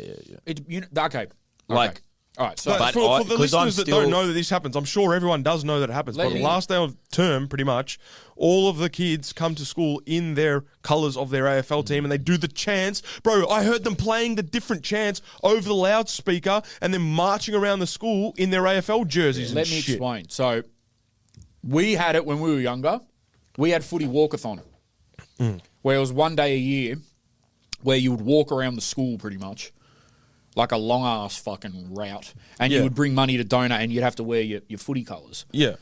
I do think there is a shift of kids saying, I want to wear my Real Madrid jersey. I think it's happening, but majority of the school is still wearing... You know what the thing about footy is, bro? Everyone has a team. And what I mean by that is... Even if you couldn't give a flying fuck about the sport... family has a team, yeah. A family or someone you're close to and you're like, well, I guess I'll go for them. But I don't think that's the case with soccer. Yeah, not here, Like, for instance, I've got mates who couldn't give a shit about footy. But if you said, all right, if you had to pick a team, it's like, fucking Collingwood. Yeah, like, it's of course. They got their team deep Yeah, down. like me. I'm a Dogs fan, but I'm not. You're a Dogs fan? Yeah. Oh, yeah. Yeah. Who would you say yours is? You look like that. Yeah, you look like that. That's an insult, by the Bro, way. I said, honestly, Richmond, no? I would have said St Kilda. Yeah, you would And have that's only because of Jake. Yeah, okay. Yeah, I could not tell you one player that plays for St Kilda in the last 10 years. Yeah, but like... But I go for them. But I'm named after Gavin Brown. Who's What? that? The Brownslow medalist. The for Collingwood. Brownslow. I'm serious. That's me. You're named I after... swear to God. named after I him. swear to God. You're named Gavin, after what the Gavin fuck? Brown. Of I was Collingwood. going to be named him. Fuck, bro. My dad was going to name me him or Angus Young, the Gavin ACDC. Aloisi. Bro, what the fuck? I'm serious. Gav? Yeah, For those yeah. who don't know, Gavin Brown played for Collingwood. My dad's a Collingwood supporter. Premiership Man. player. From now on, Gavin, to me, you are Gavin Brown. Yeah. Mr. Brown. That's it, bro. Gavin Brown Eye. That's it. But see, like, for instance, Come eat me brownie. I go, okay. Sorry. No, that's fine. That's That's fine. That's fine. Come eat me brownie. That's fucked. That's disgusting. My uncles, who couldn't give a shit about soccer, I couldn't say to them, who's your soccer team? They'd be like, I don't know, Italy. Yeah. But when it comes to, like, the other way around, Yeah. I'm telling you, everyone has a team. Yeah, yeah. Oh, by the way, just on this topic, did you guys see the post that I put up the other day about promotion relegation? Yeah, I've got a few things to read out. I got a few points on that, but I didn't want to comment them. I don't know why. Okay. So I put up, for those that are listening, I put up a post the other day on my Instagram saying, as football fans, soccer, we've been calling for promotion relegation for a long time, saying that's the missing link of why people in Australia are not connecting to soccer in this country. But then I thought about it, I'm like, AFL is dominating everything and they don't have promotion relegation. So why do we think that that's going to solve all of our problems? Different sport, bro. So anyways, then there was some interesting comments on it. One by Luan Spotting. AFL is also the most engineered sport in the world. Rule changes every year to suit uneven fixtures designed for maximum TV ratings. Entire sport is controlled by one board and CEO. They run a media protectionist racket. Australian football/soccer needs a dictator. One person that decides everything and everyone falls into line. Gavin. Way too many federations Brownie. and voices and opinions. Get Mr. Brown Eye. I'm not taking Get no him in the fucking role. advice. Communist Brown Eye. No Everyone on the advice. same wage. Just 50 listen grand. to me. Communist Brown Eye. Australian football needs a dictator. No, the problem is we have 70. Yeah. That's the problem, bro. Everyone thinks they're a dictator. Like, that's the problem. Bad. They just take everything too serious. Like, that's an incredible point. I do think we need a psychotic leader. I'll be honest. That is we an don't need incredible we point. don't need like the cases that AFL get. I won't go into them here, but we know what we're talking about. But we do need a psychotic leader, which I don't think we've had. I don't remember us ever having a leader that's like just insane. So we need like Viduka to come and just go, this is how we're going to do it. This is what it is. Yeah. Everyone shut up. Yeah, this is what it is. Can I ask you, because Benign dictatorship. So your main question was, why do we as soccer fans in this country keep harping on about promotion relegation is going to solve our problems, interest problems of like in the game, but AFL doesn't have it and it's super successful? Is that your question? Pretty much. Okay. So from my point of view, you're right in some sense of they don't. We've just got a message from our producer. AFL has lots of fucking issues. Yes. I don't think people are aware of this. But we're probably not in What there. are you referring to? You mean like Enough. back of house, the shit that goes on? Or do you mean...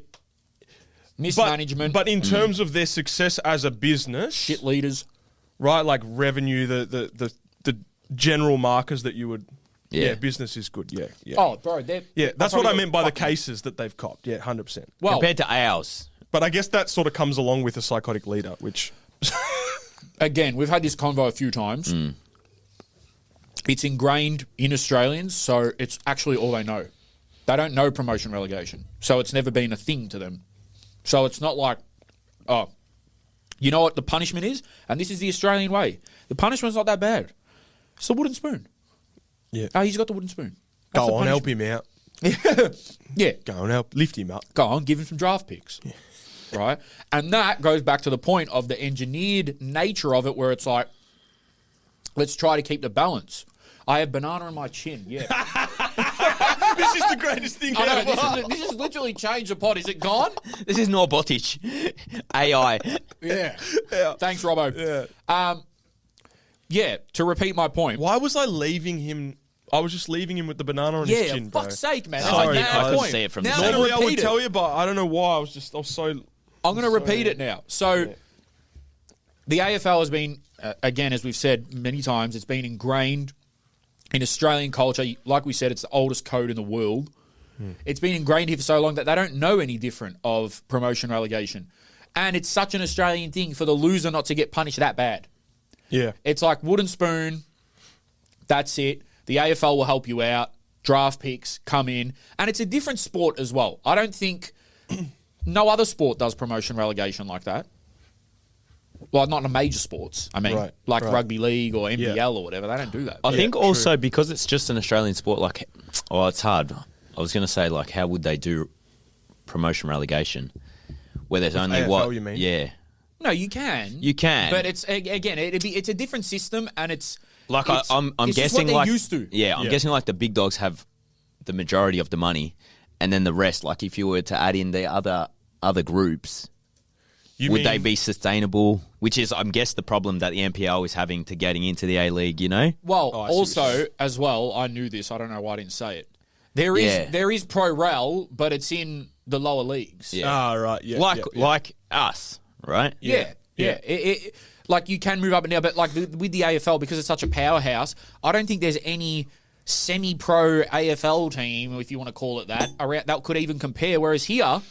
You got clubs like Avondale South, Heidelberg, whatever. It's like, well, they could probably be in the A-League. Bro, I don't know if that's true. Is that true? Fuck, that's an interesting topic, bro. Is there like a VFL team that could compete with an AFL level I'll tell you team? why I know. I don't know because the VFL teams are associated with the AFL teams. Some of them. Yeah, some of Not all them. of them, Yeah. right. But I don't think that would ever... Do you think it has to do also with the distances of how big Australia is? Or you think that's just an extra excuse of not having... Nah, the distance, man, fuck. Because then you wouldn't have Champions League. Yeah, and fucking Freo and West Coast got to travel to the East Coast every second weekend. Can I read you something from... I know I've been mentioning this book Hold for on, the was there last any couple other of weeks. comments on that? Well, it's still same topic. Listen to this, bro. So this, I've been talking about that I'm reading this book, The Boys Club, which is about the AFL over the last sort of 25, 30 years. AFL is also the most engineered sport in the world. Sorry, hold on. Am I reading the wrong thing here? No, sorry. Somehow that's... that was the comment. Yeah, that's somehow got into there. 1 second, sorry, listeners. Oh, fuck hell. Here we go. Here we go. Go. Key to the AFL's financial might is its curious status as a tax-exempt, not-for-profit organisation. Outdated taxation laws going back to the early 1950s exempt non-for-profit entities established for the encouragement of sport from coughing up. Effectively, the AFL is treated the same way as a charity and pays no income tax. But unlike a charity, it is not subject to regulatory oversight by the Charities and Not-for-Profits Commission. It would take a brave government to challenge the tax-free status of the AFL or NRL, but the free kick is hard to justify given the exorbitant executive wages and billions of dollars in government funding dished out for sporting stadiums and community programs. My understanding is that at some point the AFL sought a private ruling from the Commissioner of Tax that they were eligible for income tax exemption, University of Melbourne taxation specialist Professor Anne O'Connell explained. I would argue that even if, say, 20 years ago they were primarily for the encouragement of sport, that is no longer the case. To come within the exemption, the encouragement of sport must be the main purpose, and any other purposes such as providing social facilities for members or engaging in commercial activities may only be incidental or ancillary. It could be argued that given the size of the commercial activities, the making of profits is now the predominant purpose of the AFL. The AFL is a company limited by guarantees under the Corporations Act, and in theory it is the appointees from each of the 18 clubs that control the league and vote for the directors, or in this case, the commissioners. The reality is far different, but for the purpose of avoiding tax, it's a lucrative arrangement. According to Professor O'Connell, the notion of not-for-profit means that the entity must not make distributions to members. In fact, that is just what the AFL does. It distributes most of its revenue to clubs. In addition, being a not-for-profit means there is a principle of no private benefit. The most common example of private benefit is excessive remuneration of officers and employees. Unfortunately, we do not know what Gillan McLaughlin and others are paid, although the AFL is not obliged by the Corporations Act to provide a remuneration report as part of its annual financial report. An entity that receives significant public funding and tax concessions should be held to a higher standard of accountability, she said. For the cherry on the top, the AFL's dubious charity status also makes it eligible for a reduced rate of fringe benefits tax. This means that benefits such as cars and credit cards can be given to AFL executives and employees, and the AFL only pays half the rate of FBT of other employers, Professor O'Connell said. This exemption from tax in other jurisdictions is not usually extended to professional sporting bodies. For example, in the United Kingdom, only a community or amateur sporting association is exempt from corporation tax. But will a federal government do anything about it? I very much doubt it. So sorry, that was a bit long. So that's why you were asking whether the A-League pays tax or not. Yeah. And do but they? Then, well, no. So since they became the APL, they became a private company. Oh, so damn, we can't even say, we can't even say, fuck you guys. Because they're doing the same shit. Yeah, man, they're a powerhouse. And it'll never change. And like Ali Menjum said, we will never be bigger than AFL here. I don't care what anyone says. It's never happening.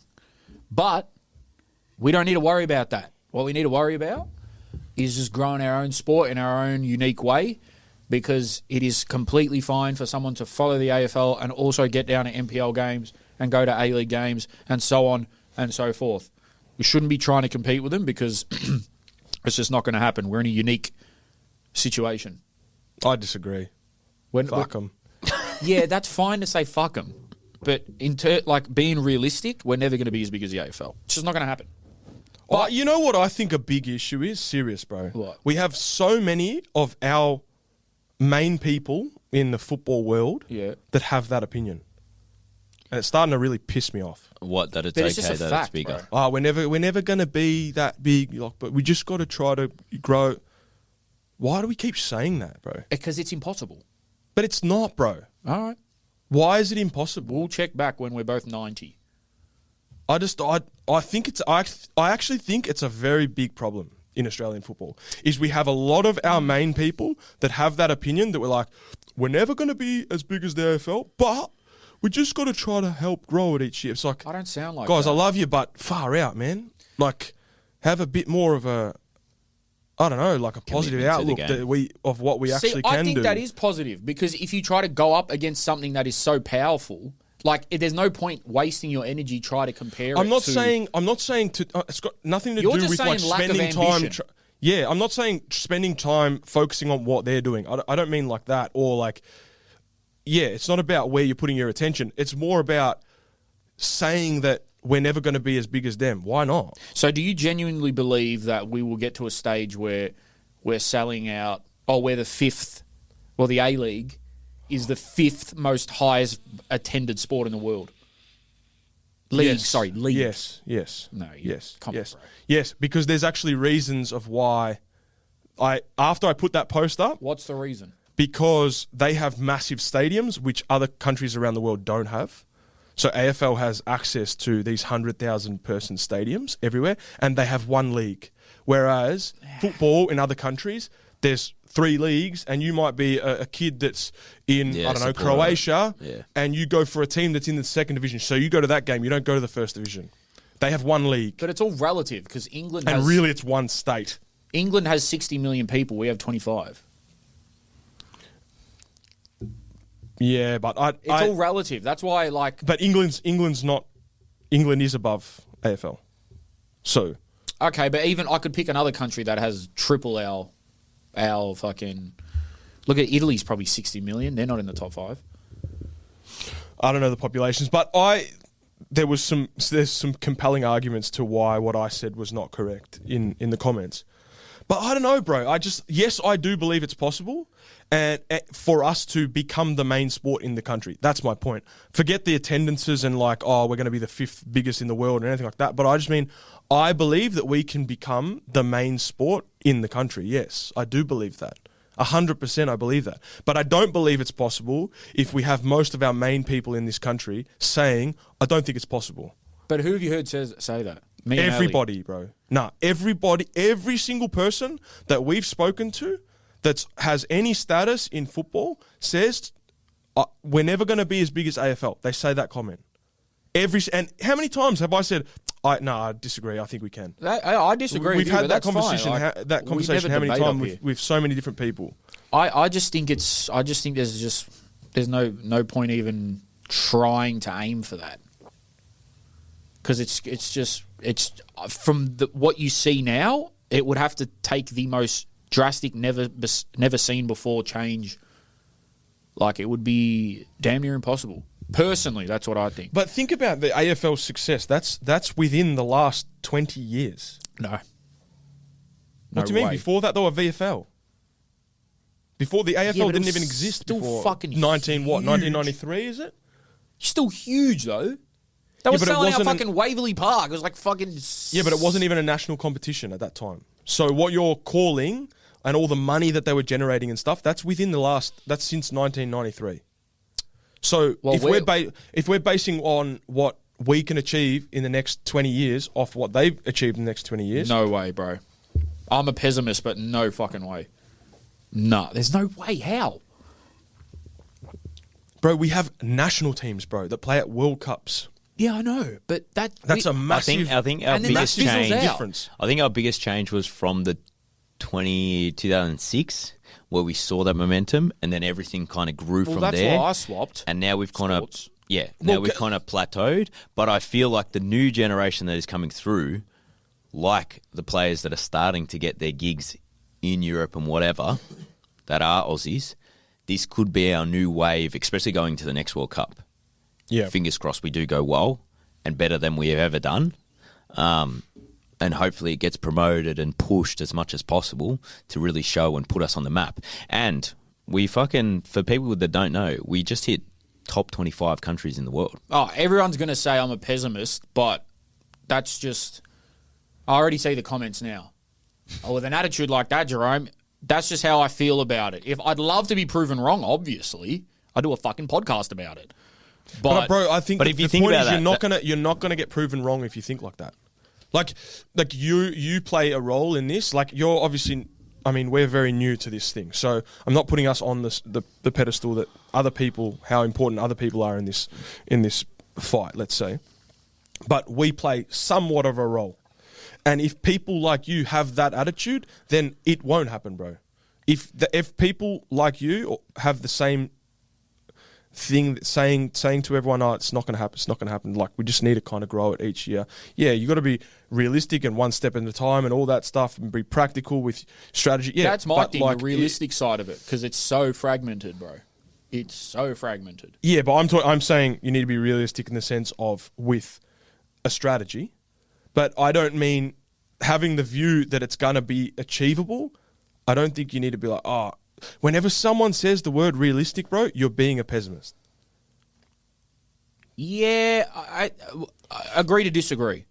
I agree to disagree. Because I personally, with everything I do, I like to live in the what's actually, like, what's achievable now and how can we slowly build on it rather than the whole, wishful thinking. Because sometimes that wishful thinking turns into naivety. Yeah, but wishful thinking with action, bro. That's the difference. I think that's the biggest thing. It's like, what action could you do to make it bigger than the AFL? You mean me personally or everyone? No. I mean in general, if you were to make it bigger than the AFL. Well, the people that keep saying it have a massive influence, bro. So they could start, if they had the vision that, this could be the biggest sport in the country, their actions have such an influence and impact that their actions would be different. Yes, but if they were thinking this is achievable. What happens when they don't reach that target? Then everyone calls them a fucking waffler. Bro, and then you're a waffler. And then you die. Who cares? You die anyway, bro. Yeah, with some legacy. I don't want to bring... Bro, look at Western United. Guys, you're going to die anyway, bro. Might as well try. I mean, don't get me wrong. I'd love to see it happen, but I don't see it happening. Yeah. Like, what about this, bro? If I asked you this question, do you think it's realistic to think that we're going to be the main sport in the country? If I asked you that question in 2015, with the momentum of the A-League, no. Would you have answered it differently? No. You wouldn't have answered it differently. No. What about when the Matildas are in the World Cup? You wouldn't have answered it differently. No in those moments, you don't look at it and go, there's something there, bro. Especially not the Matildas. Even more so the Matildas. I'll tell you why. What, that made you go the other way? No, not me. I'm saying that the Matildas is the perfect time for people that don't care about soccer to care about it for 2 weeks. I'm saying if I asked you the question when that energy was happening around the country, would your answer have been different? No. Because at the same time, dumbass shit was happening in the A-League and stuff. Yeah. Like, but what about 2015, 2014, 2015? No, bro, no. No, but even recently, 2022, when like Fed Square was packed and the Socceroos were through, and then dumbass shit happens in the A-League. But bro, dumbass shit happens in every other sport as well. Yeah, but that's got nothing to do with whether the sport can be the main sport in the country. Your point is, last point on this, because we're going in circles, unless you want to make one more point after me. But last point is, I just think, again, too much fragmentation, too much shooting ourselves in the foot. It could get better, of course, and it will probably, but yeah, call me a pessimist, whatever. I just don't see it being as big. Bro, we're going to fucking put football on the map, bro. Hold on. In this country. What I mean by trying new shit is ways to get people to games. The Oz Championship might be the only outlier. All right, what about the World this, bro? Cup, we've done that 6 times in a row. Yeah. Oz Championship will be interesting. Oz Championship SBS just got it, by the way. Yeah, congrats. Free to air. That's going to be great. Oz Championship is an outlier, but on that, so SBS will be the executive free-to-air broadcast partner of the Oz Championship. All fixtures will be streamed free and live on SBS Live and SBS On Demand. Super Saturday. Big Super Saturdays. 17 of 55 matches broadcast live and free to air, commencing with Super Saturday doubleheader matches, access to final series, the much anticipated opening match between South and Sydney Olympic will be broadcast on SBS Viceland, setting the stage for a highly competitive and unpredictable season. The championship final will be played Saturday, 6th of December, following coverage of the Men's World Cup final draw, which is a nice little thing there. But I don't. When everyone was trying to keep it a secret. What the? Like everyone's like, well, look, I know, but I can't say anything. Yeah, and I'm like, brother, it's pretty fucking obvious. Yeah. It goes back to the food truck thing. It's like there's 4 trucks and one of them's yellow. like, yeah. Netflix ain't gonna fucking get it. Channel 9, 7, 10, probably not. Because 10 already has, or Paramount has the A-League. It rhymes with FDF. Yeah, it rhymes with FDF. Like, that's where it's going to go, bro. It was literally either them or maybe like KO or something. But it's like there's no other. Hey, boys, can I just set a scene for you? Warm weather's coming back. Warm weather's coming in a bit, yeah? It's a Saturday. 1 p.m. to 3 p.m. You're at home. You got your mates around. Ming's there, maybe. She'll be there. Yeah, they live together. Let's cook some food, and we watch the Oz Championship, bro, with the sun coming through the freaking window. Is that not a good feeling, man? Yeah, What a time slot, prefer to be bro. actually at the games. I know, but I'm just saying. I'm just trying to paint the picture for the people that are like maybe not in the city where the game's on. How good this is actually going to be. I am interested in the viewership and the attendance. That's probably one of the biggest things for me. Is I want to see the difference between the normal games that we are getting here, because there's going to be teams that are coming from Sydney to Melbourne, vice versa. So they're not going to be local fans, or is it going to be more coverage on the SBS? So I'd love to see the numbers compared to what they are getting on the YouTube through the NPL now compared to SBS. Can I ask a It question? better not be like, I'll be real, it better not be like the YouTube coverage. That's all I'm saying. Well, can 'Cause I no ask one's a gonna question be. just It on can't be. that side? And I don't mean to have a dig here, but maybe it is a dig. But like, have we seen much like marketing promotional videos? A little of bit. the Oz Championship, A like little the bit on clubs, there. the people involved, which players to look out for, what's going to happen. It could be like, better. Definitely. Preston Lyon, you got to tell your president to get off your socials, because the other day what they posted, holy shit, I was going to go crazy. Did you see it? Oh, him talking.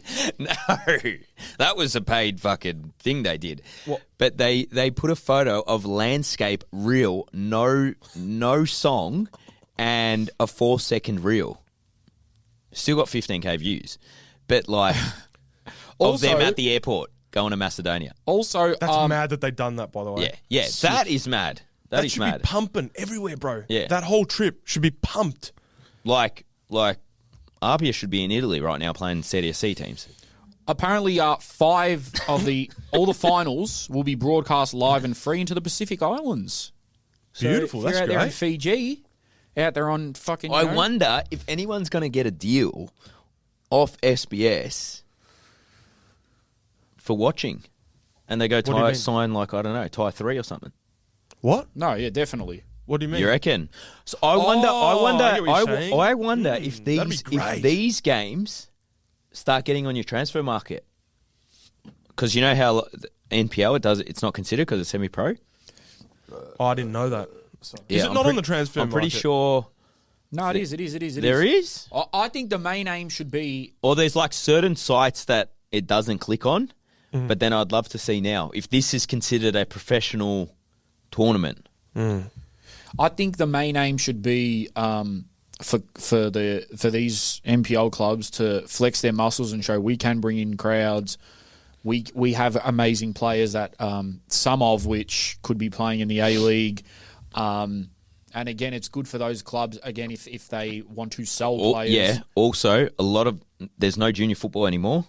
So can they get all the junior kids that were at the clubs, get them in, supporting exactly what we were talking about before? and they don't clash with A League games for the most part. So that's another smart move. Everything that they've done so far is pretty much a tick for me in terms of SBS, in terms of the clubs involved. The foundations are good, yeah. The foundations are good, but obviously there's the elephant in the room is there's no pro rel, and it's only for 2 years, this thing. And I would like some more promo, bro. Yeah, you want some more pro. fuck. from me. clubs, from Bit of everything. come on, man. Yeah. I have seen a little bit, but not enough. And I don't think there's been enough. Hopefully, look, there is Especially now that they've landed the SBS deal. Yeah. What I want is to be annoyed by the amount of promo that I'm seeing. Like I want to Like- see, I want to see Bruno Fornaroli on the Monash, like Australia Cup bro. Yeah. Championship Yeah. with Bruno there. What did he have for breakfast today? Yeah. Yes, but also How many did he Just eats do? basic cereal. What? Also, How many did he do? That's what I want to see. half the clubs that wanted to be in it probably couldn't even afford to be in it. So we have to keep the money aspect in our minds in terms of that. What do you mean? Bro, We Well, are you a want few billboards clubs on the Monash and shit. Oh, no. Oh, but what, bro, whatever you can afford, whatever you can do, but more. Because, bro, everyone has a phone. There's no excuses for funds, for content. okay. We know, we have an editing team. But It's almost we like know they should advertise on that- Suited and Booted. Yeah, bro, we know that if you want to put content out, you can. You don't need much money. I'm sure your club has volunteers that are willing to freaking do some videos on their iPhone and edit it for you and put it up. Just pump it, bro. Pump it. Weird shit. What did Bruno have for breakfast? What's the freaking... I don't even know another player's name. I should know another player's name. But that's a big problem. Another team. Yeah. Yeah. Well, All right, that's well, part of the problem. So right? who are we going for? Who are you to win it? To win it, I'm going to be boring. I'll say Heidelberg. Really? Yeah. What about you, Rush? If a Victorian it's team hard- it's doesn't hard. win, Like, I'll be very surprised. I haven't seen any of the other teams. Yeah, and I don't. So- I'm not going to sit here and lie like, oh Just- yeah, fucking that team from Perth had an incredible season. I haven't even watched 1 second of football from another state, unless from what like Arpia play here or whatever. And that's the beauty of it, because I will now get to see. The broadcasting has to be good though, bro. I'm going to be Heidelberg real. aren't even in it. Here they are. South Sydney. Oh, what am I fucking saying? Sorry, I'm talking about. No, they are in it. They are in it, bro. Who, Heidelberg? Yeah. Oh, yeah, they got in because of the... Yeah, they got in. Yeah. They're in it.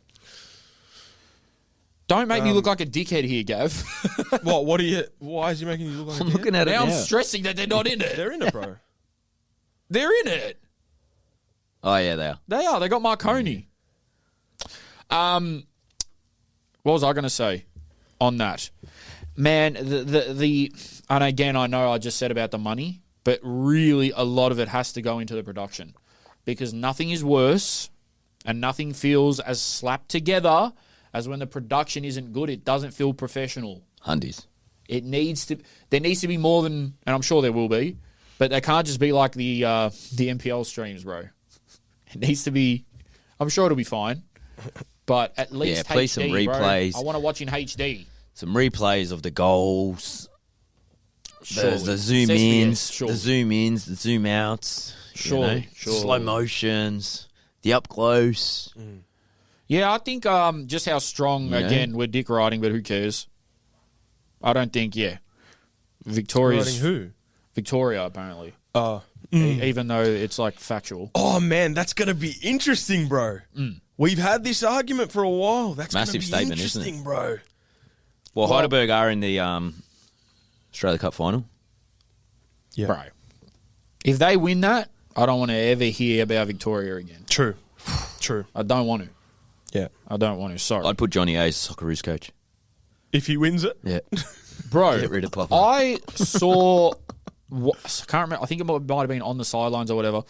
They were saying how impressed they were by Victoria's NPL finals attendance compared to Sydney's. Yeah. I reckon, and this is no hate, like seriously, I reckon there would have been more people at the State League finals than the NPL final in Sydney. Wow. It's just, I don't know why. Is it the rugby? Might be the rugby. Don't know. I don't know too Where much was it about even? the I don't know. NPL. Obviously, I don't think we'll know. Where was it held in Sydney? We don't know. I don't know, bro. Hey, in terms of money, you get paid more in Victoria Yeah. in general? Rob, what time are we at, man? Yeah. We are about to wrap this soon. Right. It's time for Amateur agents. Is it headphones? headphones time. Oh, hot we in had here. Tino send us a message and he missed the Sorry, teens. he missed the cutoff though. You know what's funny? I was on Instagram Live for about 3 hours the other day. Jesus, this is Tino in there? hectic. Of course, bro. Who's Tino? Oh man. Santino Mamone. Oh, it's that Tino. Yeah, teens. Right. Can you hear everything in here? Yeah. I love these, man. I love this setup. So, amateur agents also as well. Big shout out to Armadura. Rash has on the gorgeous Brunswick City jersey with the Hellenic designs all throughout. Super high quality. We've got on the suited and booted hoodies courtesy of Armadura. We want to give a massive shout out to them. Everyone's been asking about these hoodies. Everyone's been asking about the merch. It's coming soon. We're working on something. But if you are a football club and you want some absolutely fly and fresh apparel for your club next year, Armadura will sort you out. And this is the first time I've worn the playing jersey. And it's actually And I really, think they've really got- nice, bro. Rush, really, I think they've really got nice. a higher version of that too. I've Oh, got yeah? the higher version, which is Yeah, mad. right. It's actually really nice, man. Oh, I'm is that pretty like a picky fan? with my... No, like a there's- fan I model? think they've got like 3 different sets of like your game day, final series, or whatever. There's everything. Yeah. Like, Yep. genuinely, Literally they will hook you up with everything. Quarter zips, coats, off-field wear, no vanilla, their brand. I've been wearing the old school. I Yes. was going to wear that today. I'm going to wear that next time. Yes. That one's mad. Definitely. All right, let's get into a few of these. There is a fair bit. This one is from... Well, some of these are from last week, but we'll we'll see. This one's from Jack. Shout out Jack. I got a question for Jakey. That's did great. you- He's not here. We'll answer that next week, man. That was rude, but G'day, boys. sorry. We knew what Popper was going to bring to the national team when he came in, playing his 3 or 5 at the back, whichever way you want to look at it. But question for you is, in our current squad, which players does this system actually suit? Who is better in this system than in a back 4 system, right? Maybe Geordie Boss, but I would also argue that he's just as good in a back 4. Look, it's clear when we go into the World Cup, we know where we stand in the pecking order of world football. We will be playing with 300 men behind the ball. Mm-hmm. But, I don't know, when we've got the ball, we're just fucking dog shit. So, I have my doubts. What do you reckon?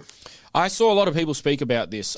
Sorry, bro. I don't understand the question. He's basically saying, like, for the formation that we play, do we have the players to suit it? And especially when we go into the World Cup. 'Cause we're not going everyone's- to have the ball as much. Everyone's saying we play the How are we gonna hold up? same way. We don't do much. Defend, steal a goal or two, Yeah. and we get a result. But I think, look, Popper has his ways. They've worked so far. But yeah, it's not. If I'm put it this way, if I'm a fan of another country and I want to watch some World Cup games, I don't know if I'll be putting on the Australia games to watch the Yeah. football. But then, yeah, exactly. And I was very critical at the start of that Japan game and then was proven completely wrong. So, all trust and faith in Popper. Yeah, on the ball, we'll see. But I think by then, I want the young'uns. By this time, by the World Cup, I want the young'uns to be starting. At least just for some pace. At least some pace. This one's from Simon A. Hey boys, how's it going? Long time football supporter, originally from New South Wales, living in Queensland now. Heavily followed the NPL. Love your work. I just wanted to ask you guys, where do you guys see the NPL in 5 years? Out of pure curiosity, not a pipe dream. Where do you guys actually see it? Because obviously now we've seen NPL clubs absolutely dominate A-League clubs, as we've seen in Heidelberg. Sydney United had a good run, and a few other clubs in the past. Where do you guys possibly see the NPL clubs? Because after this season, I believe there's room for improvement. We can't just have the same clubs playing each other. There has to be a conference or something along those lines to help these clubs grow and grow Australian football. I'd love to hear what you guys truly believe. And I know it's hard due to all the politics, all the other bullshit that happens in the surroundings, but I'd love to see what you guys think. Simon, you're a legend, bro. Great question. We spoke about this 2 or so weeks ago about the conference idea. I think during the season it might be hard because of money, but I would love a an NPL playoffs of some sort. I was also thinking, how could we, in international weeks, get them playing interstate games? Maybe. Something like that. What would you got to answer his question though? Where do you see the NPL in 5 years? Because for me personally, I would see like at least quite a what's the word I'm looking for? Prominent jump in attendances, because I feel like the attendances have been on the ascension. So definitely would see that. I'd probably also expand the league a bit. Expand in terms the of league. like, I think now it's at like 12 or 13. Oh, per you'd go state. more. I'd probably go more games. And then the teams that are like itching in the NPL to, put them in. Maybe even go, you know how there's like 3 NPLs now? Split it into 2. Maybe as well, I would like to see more full-time staff. Yeah. And full-time players. Well, that's another thing, right? Is like the NPL teams right now are competing with the A-League teams with part-time and also very low, there's not many that are doing strength and conditioning. There's not many that have like full-time physios, things like that A-League clubs do have. So it's the hardest part, I think, for the NPL is making it almost professional but keeping it semi-pro, and like players don't want to train full-time. That's another thing, That's what the players... Just on the conference thing, so I don't know if you guys saw this, but I happened to see this comment. Guys, they did the conference thing in 1984 to 1986. They added more teams, it flopped. And then his next part of his, how about you get an oldie like me, over 55, who has seen it all, to tell having lived through it, what has worked and what hasn't. Okay, but that was also 40 years ago. But yeah. So I don't know if you can be like, oh, that didn't work in the 80s, so it won't work now. Yeah, that's true. Like, I don't know if that's how things But correlate. yeah, I would, I'd piggyback on that and like to see some more players. Sorry. Maybe not all of them, but some teams having full-time players, that'd be great. It would help. What do you mean by that, full-time? Like the ones that have a bit more money, but like they're not working another job, like they earn enough money to do that, and they train every day or 4 days a week or something like that. Because you can do that, because I'm pretty sure in the National League in England, some clubs are full-time and others are semi-pro, but they're in the same league. Yeah. So I think you'd be able to do it. But I would probably also, for like the visas, I know some clubs have it, but like maybe a bit more support in terms of the housing, all that sort of stuff. Make it a bit more European the way they go about that, especially in the lower leagues. Oh, also, huge thing for me, production. Yep. If you want the NPL to grow, it can't be on 720, one camera angle, and commentators shouting like this into the mics because the audio is not done properly. Yeah. You need to add these layers to make it feel. Like I said, bro, that Oz Championship better be crisp, or else I ain't watching at home. I'd just go. Because I couldn't think of anything worse sitting at home. It's like watching COVID football.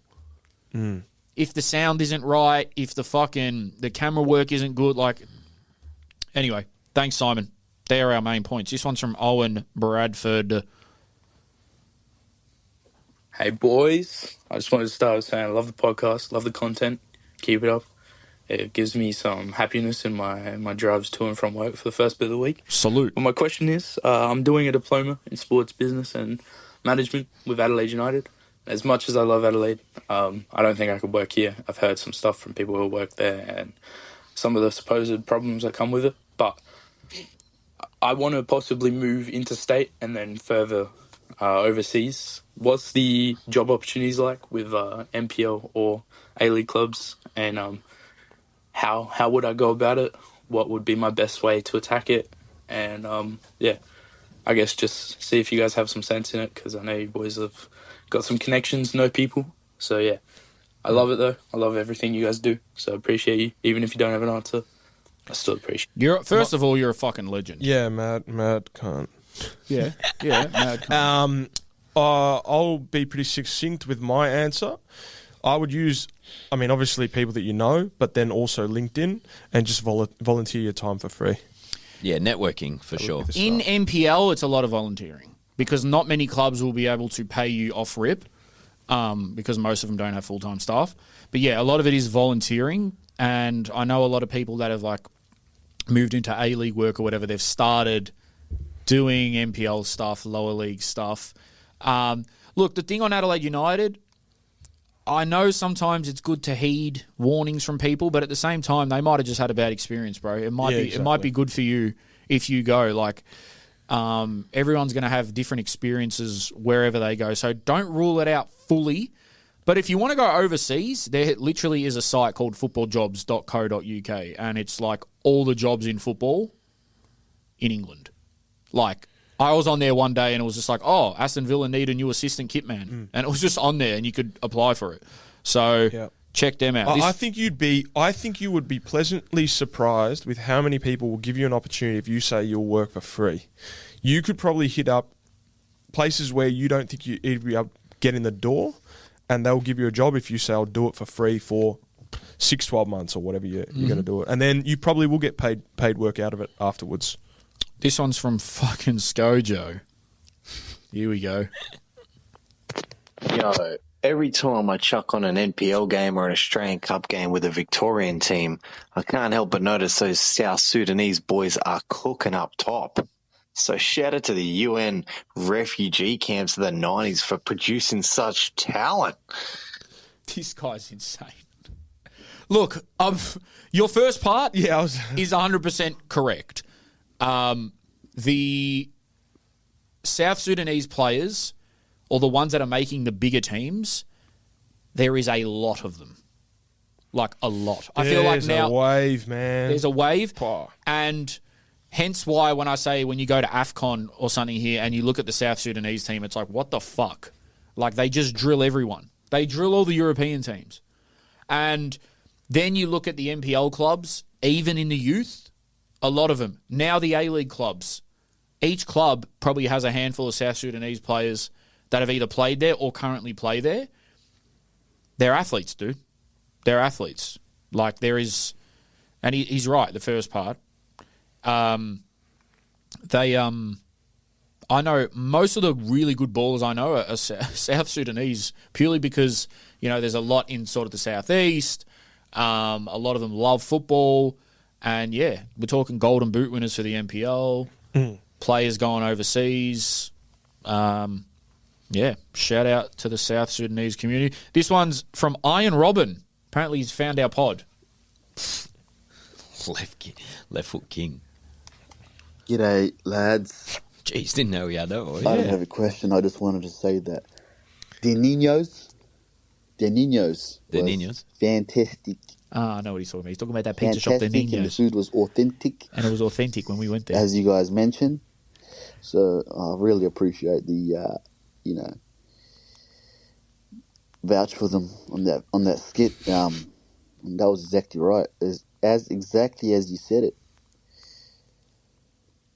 But yeah, lads, skits are hilarious. Keep them coming. Good stuff. Appreciate you, bro. Thanks, what a question. Did we maybe actually shout out a real business and not know it? This is from... Oh, he sent two, but this is from... I'm going to play one of them. This is from Santino Mamone. Big teens. Morning, Buddhas. How are we? King of Paco here. Love yous all. Love the podcast. Yeah, just want to know your opinions about the A-League season coming up. Especially you guys who support Victory. What do you think about Friday night away days? Do you reckon they did on purpose for Victory fans not to travel? And later half in the fixture at the end of the season, they got Saturday night away days when the footy starts. So what's your opinion? Love you guys. You're all a bunch of legends. Can't wait to see the VUC this season. Yeah, just want to know your opinion. And that's basically it, boys. Love you. We love you, Tino. Thanks, Tino. Love you, brother. You know what? People are probably thinking, why haven't they spoken about the A-League fixtures? I'm going to be real. They do nothing for me. in the sense of like they're pretty much the same every like. Even Prem fixtures, I'm not like, oh, I don't really care about fixtures. Like, Me you're going to play neither. them anyway. But I wonder, that's probably because we're not a fan. Free audio post-production All the away days and like by alphonic.com. Yeah, like changing victory our away schedule on for it and stuff like on that. a Friday night. Now, yes, the Like- schedule part of it is, 100%. And it's a good point he makes in the sense of, I don't know if they've done it specifically for victory fans, but I think it's going to be tough if you're playing in a Friday away game because you're going to have to take work off to get to the airport and so on and so forth. So, Or I'd say Mata's gone, I want to play Friday nights away, and then I can have the weekend off. maybe that's the power he has. Because I would want that as a player. My initial thought would be that I doubt that they'd be calculated like that to do it so the victory fans can't get there. Because I would think they want fans to come to the games. And But victory travel. Yeah, I don't know. No inside knowledge on that one. That's a tough one, man. I'm trying to think of like why would Friday nights mainly be like the first game of the round? Victory get more eyes. How about let's do this? Let's look at the fixtures. We'll come back to that. That's a great question, Tino. And maybe next week we'll talk about I'm just trying to think of the A-League. the reasons. Because I haven't really thought it through that much. And then like Jerome, I don't think about it too much. Victory being the same time as the footy on the Saturday. I'm just thinking the eyes on the A-League, like they probably bring the most eyes to the game. Same time as the footy. Yeah, and there's no way that they're putting it on the same time as the footy so that fans how's that don't even go work? or watch it. Or there's Footy's over. He said towards the end of the season. I think that's what he said. Right, okay. Yeah. Rash's number one fan. He's a legend. Lads, my brother. here's a question for you. No, this guy. What are you doing if you're in Maurice Bisseto's shoes? You're a stakeholder in the Jets, but your son plays for Heidelberg, and you're about to verse him in a cup final. What do you do and what do you say to him before the final? Because realistically, you don't want your son to win it, do you? Because the money's going to come into your pocket. Didn't we have this last week, bro? Yeah, question? that was this. Some of these are from last week. Bro, yeah, straight out. Straight out, hard out. Love my son, but we need this, bro. Sorry. We need what? To win. Oh, this is you. Yeah. This is what you would say. Yeah. Yeah. Right. And you know what? It's sort of a win-win because if you lose, it's not going to be as harsh because it's like, fuck, my son's won an Australia Cup. What I wonder what is the prize money? I don't know.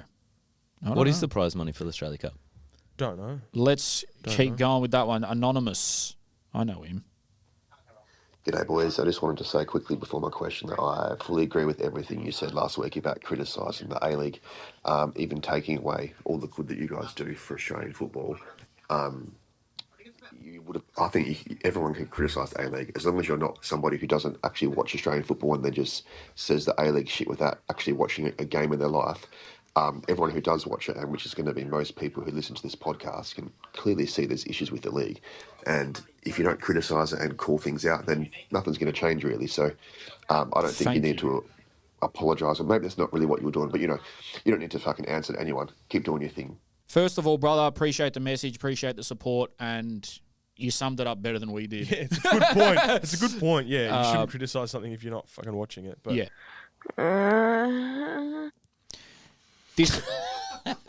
This one's also from Anonymous, and I feel like it's the same.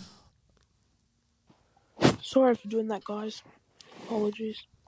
That sounds like Osman. Bro, it is. That's Osman. Shout out Osman. Ozzy. This one's from Brody Darwizzy. So in AFL, everyone sort of hates Collingwood and celebrates when they lose. Okay. That's what I've observed from AFL. Facts. But I don't really know if there's anything like that in Australian football. And if any team were to be like that, I would assume it would be Sydney FC or Melbourne Victory. Yeah, bro. What? Yeah.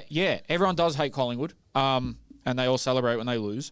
Obviously, not to that level, but I think there are a lot of people that wish upon, I would say, Victory and Sydney's downfall. If, like, your other A-League fans. Because you're not going to be... Not everyone's going to hate the Mariners or the Jets. Like, you're going to go for, no disrespect to those clubs, but you know what I'm saying. I think people don't like them, and maybe Melbourne City as well because of the whole money situation. But yeah, good point, Wizzy. This one's from Wacko. Yeah, guys, do you think with the new TV deal with SBS and the Australian Championship, do you think that'll rattle the AFL a tiny bit? Hence, because they have barely any free-to-air games, and seeing soccer on free-to-air is just like the best thing ever. So, yeah, really interested to know your thoughts about like if the AFL. I mean, it's not going to be huge because AFL is massive, but I feel again with the Australian Championship, it should change up a little few things on how the AFL should think about their media right. Thanks, Wacko. Rob, the AFL does have free-to-air games. Yeah, Channel 7, Thursday, Friday. Thursday and Friday nights, they're free-to-air. And Sundays. So, to correct Wacko on that one, Just Saturdays. yeah, it's just Saturdays that are on KO. But I don't know if they even care, because again, the AFL, it's in the off season, and the AFL does have free to air games, and it's interesting, bro. I think it's more about the numbers that we're going to generate. I was listening to this pod the other day and again, a lot of people care about this that listen. WWE has just signed a deal with ESPN. And that means now that people are going to have to start buying ESPN to get the pay-per-views. It's going to get to a point with streaming where people give up, I think. And What do you mean? We're getting close to it. Like having to pay? Yeah, like I recently I just got rid of 3 platforms. I'm like, I can't justify this. Like, it's going to get to a point where everything is going to be paid for. And I know we got Patreon, but we give you free shit. But it's getting to the point now where it's like, dude, can we get something?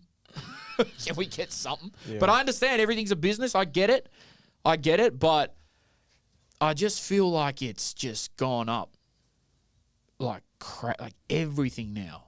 Yeah, Everything. it's gone up like crazy, man. Far. Everything. And it will get to a point where you're going to alienate people and they're going to miss out on their favorite sport or whatever to do it. But yeah, I don't think the AFL's looking at the championship. Is that deal. every country though? Bro, in England, first of all, 3 p.m. games aren't on TV. So you either got to watch it illegally or get a Fire Stick and watch Optus Sport or Stan. Because I'm just thinking like I haven't been back to Argentina since 2022.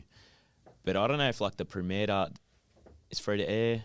I remember when we were there it was. Or like even the Brazilian leagues, like, bro, you got 200 million Brazilians and they live for football. Are they going to be paying, you know? Probably not. Or is that how they go to like the bars and get out more because they can't afford that to now go watch it? True. When I'm thinking about it, I'm thinking about it when we were there, which is that wasn't even a thing back then. So streaming. Yeah, streaming wasn't a thing back then. Because I'm just remembering when we were in Brazil. The recent time. Yeah, and we went and watched Flamengo in the street and it was like packed out this bar watching. Which obviously happens with the footy and all of that. TV Publica will not be permitted to show action from the country's top-tier soccer league next season. So that was last year. So I think before that, they were doing all the Primera games on free-to-air. But what about France, bro? France, they now own their own rights. So they tried to do something with their their broadcasting deal. They asked for more money or something, and then all of the people that put in a bid pulled their bids because they're like, you're asking for too much. So now they've been left with it themselves. So now they're running their own streaming. Wonder how that's going. Yeah. This one's from Anonymous. 2 more. Mark my words. Melbourne Knights Football Club will, and I say will, get relegated this year to drop down to, next year to drop down to VPL2, coming from a Melbourne Knights fan. Wow. And they will fall under the threat of liquidation when they do get relegated. They've just signed. I don't know much about their situation, but yeah, they're a massive club and they've gone down, and hopefully they don't, but get relegated. But fuck, yeah, it's not. Yeah, looking I've good. seen. They just signed the Brunswick Juve coach. Apparently, did they? he had already been signed before it. Their promotion game.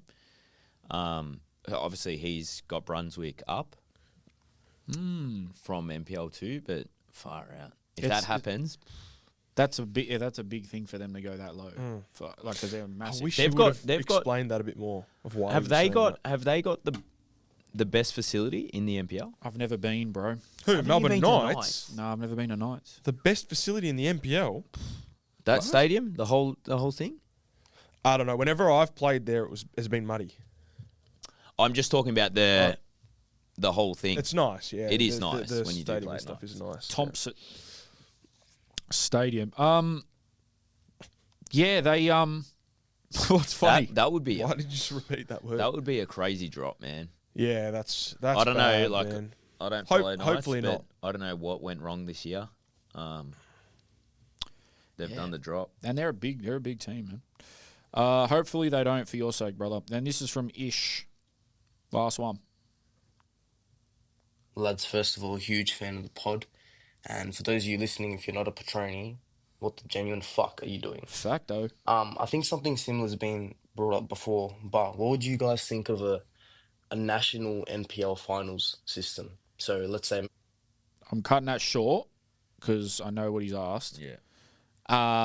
Yeah, same to what we said before, bro. So is The he guy saying in 1984 thinks it won't work? Is he saying what happened last weekend, but just on a big scale? No, he probably means like a national, whole all the country. MPL teams. I think Well, that's the Oz Cup as well, isn't it? Like, it's sort of like, and it's sort of the Oz Championship, sort of. yeah. It Well, is- yeah, we're doing it. Yeah, we're sort of doing it. We're sort of doing it. Let's see It how the would Oz be- Championship goes before having any other creative ideas. Huh? Yeah. It would be cool to do like everyone that finishes first have like a final day. Because now the Oz Cup is created with the most funded clubs. You mean championship? Yeah. Yeah. Like at the Not the moment cup. it's funded Mm. whoever wants to be in it or can be in it. But that's the Oz Championship, not Yes. the Cup. Yes. Yeah, he just... Where I'm saying, imagine like now every team that finished first go into like a playoff over a few weekends. That would be pretty cool. I think it's oversaturating the freaking.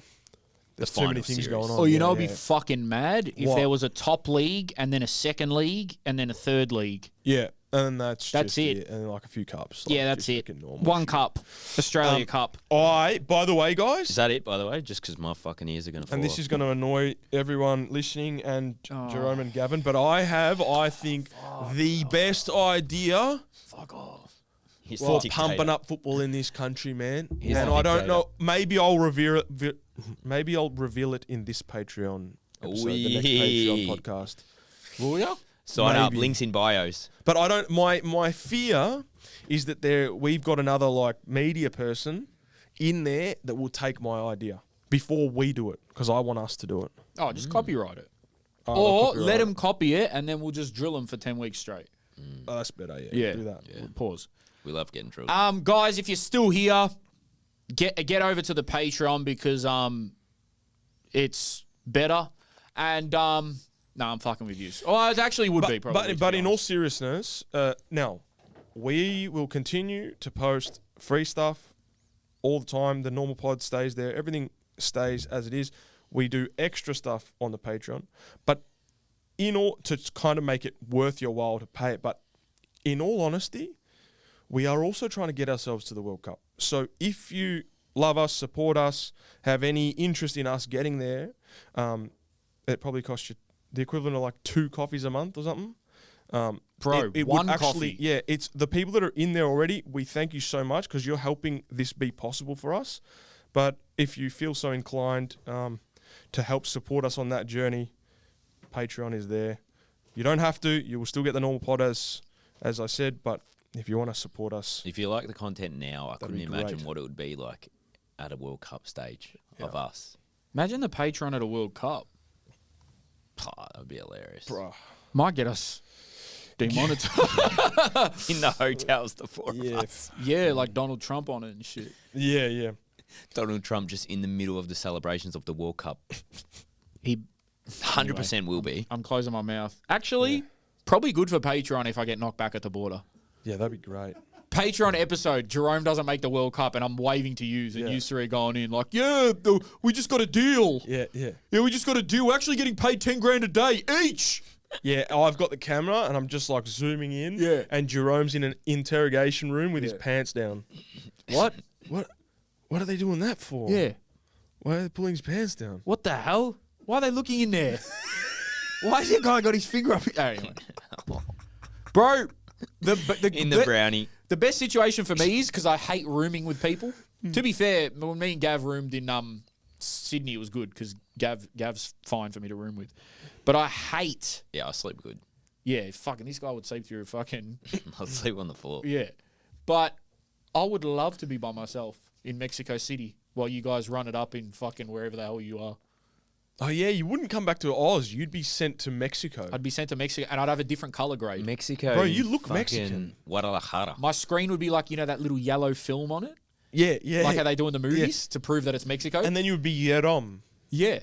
No, I'll change my name to some other shit. Jaime. Yeah, Jaime. Que pasa, güey? Yeah. Jaime. And I'd prefer to be I'd prefer to be in Mexico, man. Oh my God, put me in Mexico Maybe City. that's the plan, bro. Yeah, Jaime goes off by himself to Mexico and the three of us go do New York, I hate traveling with people. Wasn't meant to say that out loud. Buddhas, head over to our Patreon. Support us. We really appreciate it. Give us 5 stars on Spotify as well if you've got no money. And to hear my grand plan. And to hear Russia's grandiose plan to become the communist leader of football in this country. Hey, we freaking love you guys, man. Straight up, bro. Straight out, hard out. Freaking love you, motherfucking cunts. Suited and booted. We out.